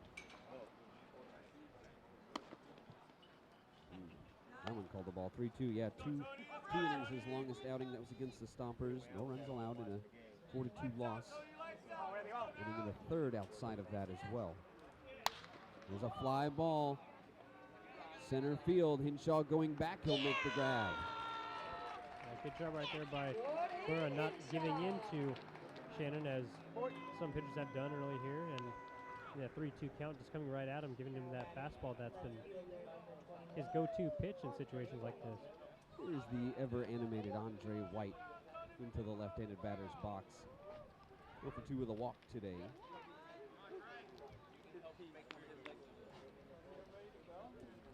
1 for 3, rather, pardon me.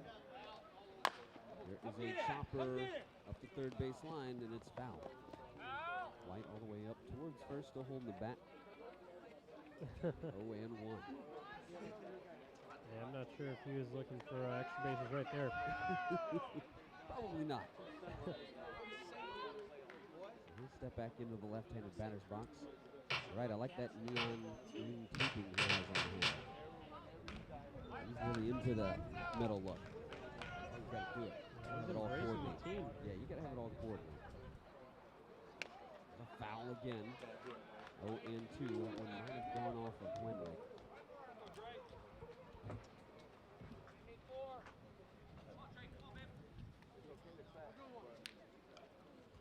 White reactivated a couple weeks into the season. He did this 167. This one up and away. 1-2. Try to get him to chase a high heater there.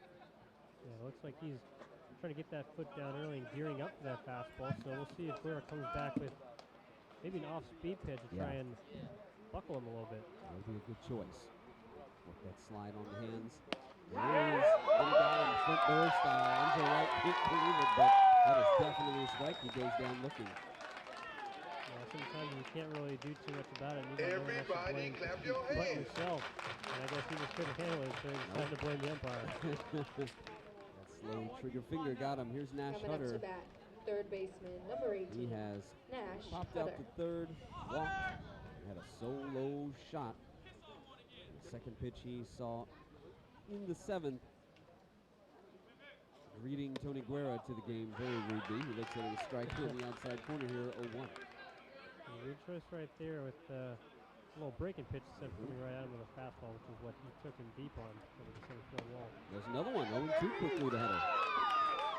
A good adjustment here by Glenrick and Guerra. And Hutter has really been the Admiral killer today with 4 RBIs on the day as well as 2 runs scored. Pitch, breaking ball in the dirt this time, 1-2. We're coming right back at it. He's like, okay, you hit the heater over the wall. So you're not going to see another one of those. It's always a good strategy. Try and mix it up. This one way inside, and Patrick clipped him. Hunter is brushed on the jersey, goes down still as a hit by pitch like any other, and he's at first base with 2 outs and Now batting for the Mettle, a 12-9 deficit for the Admirals here in the ninth. Chris. And Gora has shown that he likes to throw inside to righties, but that one just ran a little bit too much. And I'm not even sure if he agrees with the fact that it clipped him. Chris DiBiase to the plate. A couple of the people in the crowd realizing, yes, he has a wrestler's name. 1 for 3 today. There's a grounder to third. Serta has it. Underhand toss to second in time to wrap up the top of the ninth. So we will go to the bottom of the ninth here at Wilson Park. The Admirals trail it 12-9. They need one last big rally. They've chipped away at this lead so far, and now this is the last shot. Tim Fitzgerald, Evan Giddings here with you at Wilson Park. The Admirals jumped out early to a 4-1 lead. At 3849 Sonoma Boulevard. It's not a great burger unless it's Bud. Javier Machuca, rough second, going to get an out in that inning, and then Brian Herrera came in relief. Got to give credit to Pittsburgh for continuing to tack on. Each time the Admirals have climbed back to it, they cut it to 10 to, they were down 10 to 4, they cut it to 10-6, then 10-7. But since then, that lead is the bottom of the ninth, and I can't hear you. Let's go. That 3-run lead, 4-run lead that keeps going back and forth between 12-9 our score right now. Wayne Franklin remaining on the mound. What's the mindset the Admirals have to take into this ninth inning to finally try to really rough up Franklin all in one inning? Well, it seems like they're going to really have to just try and take whatever he gives them. I mean, he does have the rubber arm and he's well above 160 pitches right now. But, you know, he's been throwing a lot of off-speed pitches, has been coming with that breaking ball that he loves so much. So they kind of just got to take with whatever, whatever he gives them, and pretty much just barrel up whatever he throws at him. I mean, it's kind of tough when a guy's out there and you can't really beat him, can't really get him out of the game. He's just coming at you throwing whatever kind of junk he has. And he's done a good job of that tonight. You gotta tip your cap to him. So it'll be Patrick Johnson, the 9-spot hitter, to lead off the bottom of the ninth for the Admirals, trailing 12-9. Johnson singled in the second, struck out looking. In the fourth, grounded out to third in the fifth, and flew out to center, a liner into center really, in the sixth. The 9 spot, then we'll come back around to the top of the order. And Hinshaw and The bottom of the ninth for your Admirals, down 3. shortstop number 13, Patrick Johnson. Yeah, very true. He is a guy that can make stuff happen on the base paths. So if he's able to take a couple pitches here, maybe get ahead in the count, or even draw a walk, that'll be something that'll help the Admirals really spark this inning and try and come back for, hopefully a 3 or maybe even more for possibly a walk-off type of game. They're playing on the grass at third, does Hutter. Shade him to go the other way, shows a bunt, pulls it back, and looks at a strike. Okay, 1-1. I had to put a question mark at the end of that. Yeah, it looked like a good eye there from Patrick Johnson, but again, that outside corner has shown that is going to be there all night. Breaking ball, just a bit inside, 1-1. Yeah, it looks like the umpire flinched there, almost wanted to call a strike, but Thought about it. Patrick did a good job at taking that pitch and leaving it down. Franklin kicks in, delivers way outside. 2-1. Franklin trying to complete this game.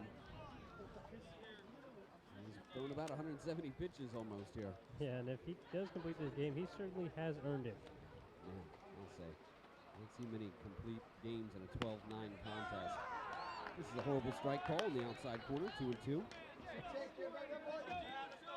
And you kind of got to figure out how far you're going to go out there. But evidently, yeah, he just hasn't found that yet. Keeps going further and further every single inning. Patrick's like, I'm 5'9". I can't even reach out there.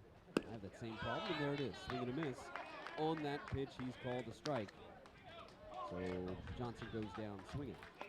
Yeah, and not really much you can do Coming there. up too bad is your center field number 20. Strike call that has been there, and obviously, although we don't agree with it as a strike, the umpire does, and he can't really do too much with it.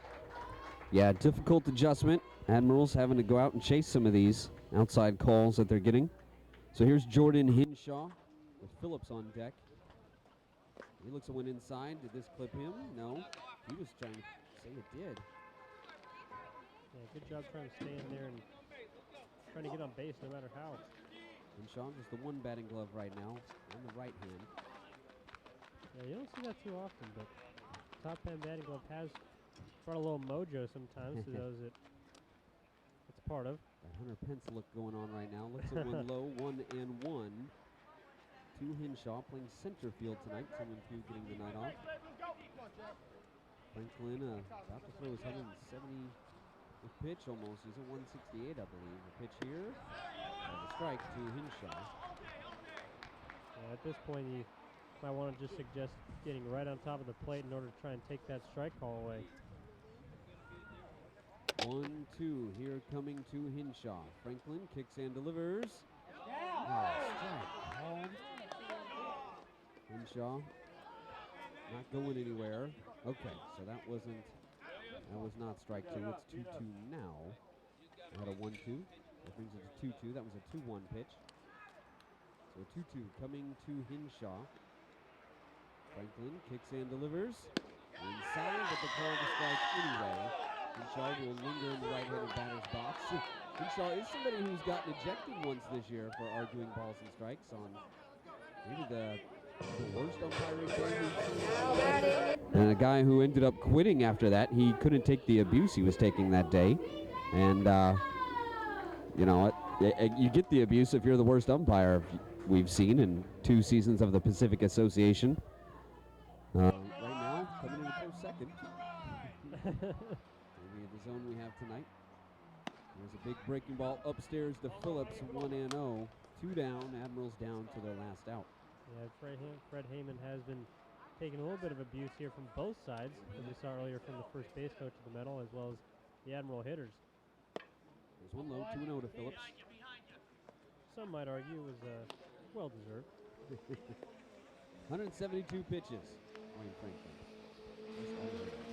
Yeah, he's done a good job at pounding both sides of the plate, really establishing himself with all of his pitches. This one way upstairs, though, 3-0 to Phillips, with Henrik on deck. Brandon Williams in the hole. 3-0 here to Phillips. He's taken all the way, looks at one on the outside corner, 3-1. And again, nobody in the pen, so yeah. Owner Wayne taking it into his own hands right here and just saying, yep, I'm going to go and do it. 3-1 to Phillips. Fly ball, right field. Out goes the second baseman. In comes Claudio. He makes a sliding grab. And that is unfortunately how this game will end, as the Admirals fall 12-9 and lose the series to the Pittsburgh Mettle for the first time this season. And they will have to go on the road for quite a while. They wrap up the home streak, unfortunately, with a losing series, even though they did see themselves climb into first place for a little while. Just a game back of first. We'll head off to San Rafael to take on the Pacifics, who they're all tied up with. We will be back here on Sunday here at Wilson Park for a charity game against the Babe Ruth All-Stars to help them raise funds to get out for their playoffs. So that'll do it from here at Wilson Park. The Admirals just fell behind in that second inning, and it really just all went into a tailspin from there. As much as they tried to climb back much better than they did last night, just couldn't get back into this thing. Yeah, like you said last night, they fell behind early with that 6-run first inning, and kind of the same thing happened here tonight. Giving up 8 runs in 1 inning is extremely, disheartening to a team. But I thought they did a good job in order to bounce back and fight. They scored 2 in the 4th and 1 in each the 5th, 6th, and 8th innings. It's just unfortunate that the Mettle had a response to every single offensive attack that the Admiral could muster. Yeah, that is pretty much the story tonight. Pittsburgh able to keep them at arm's length as Admirals would cut it to 3 several times. Pittsburgh would try to get it back up to 4. They would do that a few times. Admirals do fall by 3 here, 12-9 at Wilson Park. Tim Fitzgerald, on behalf of my partner Evan Giddings, signing off from Wilson Park. And we'll catch you next time. Thanks for tuning in. Bro, we can't complain about strikeouts. That shit. You know the umpire's bad. You did what you had to do. You swung the bat. You gave yourself a chance. You're staring at fucking pitches like that. Fuck that bad like that. Swing the fucking bat. You're not gonna be good. We're used to it already.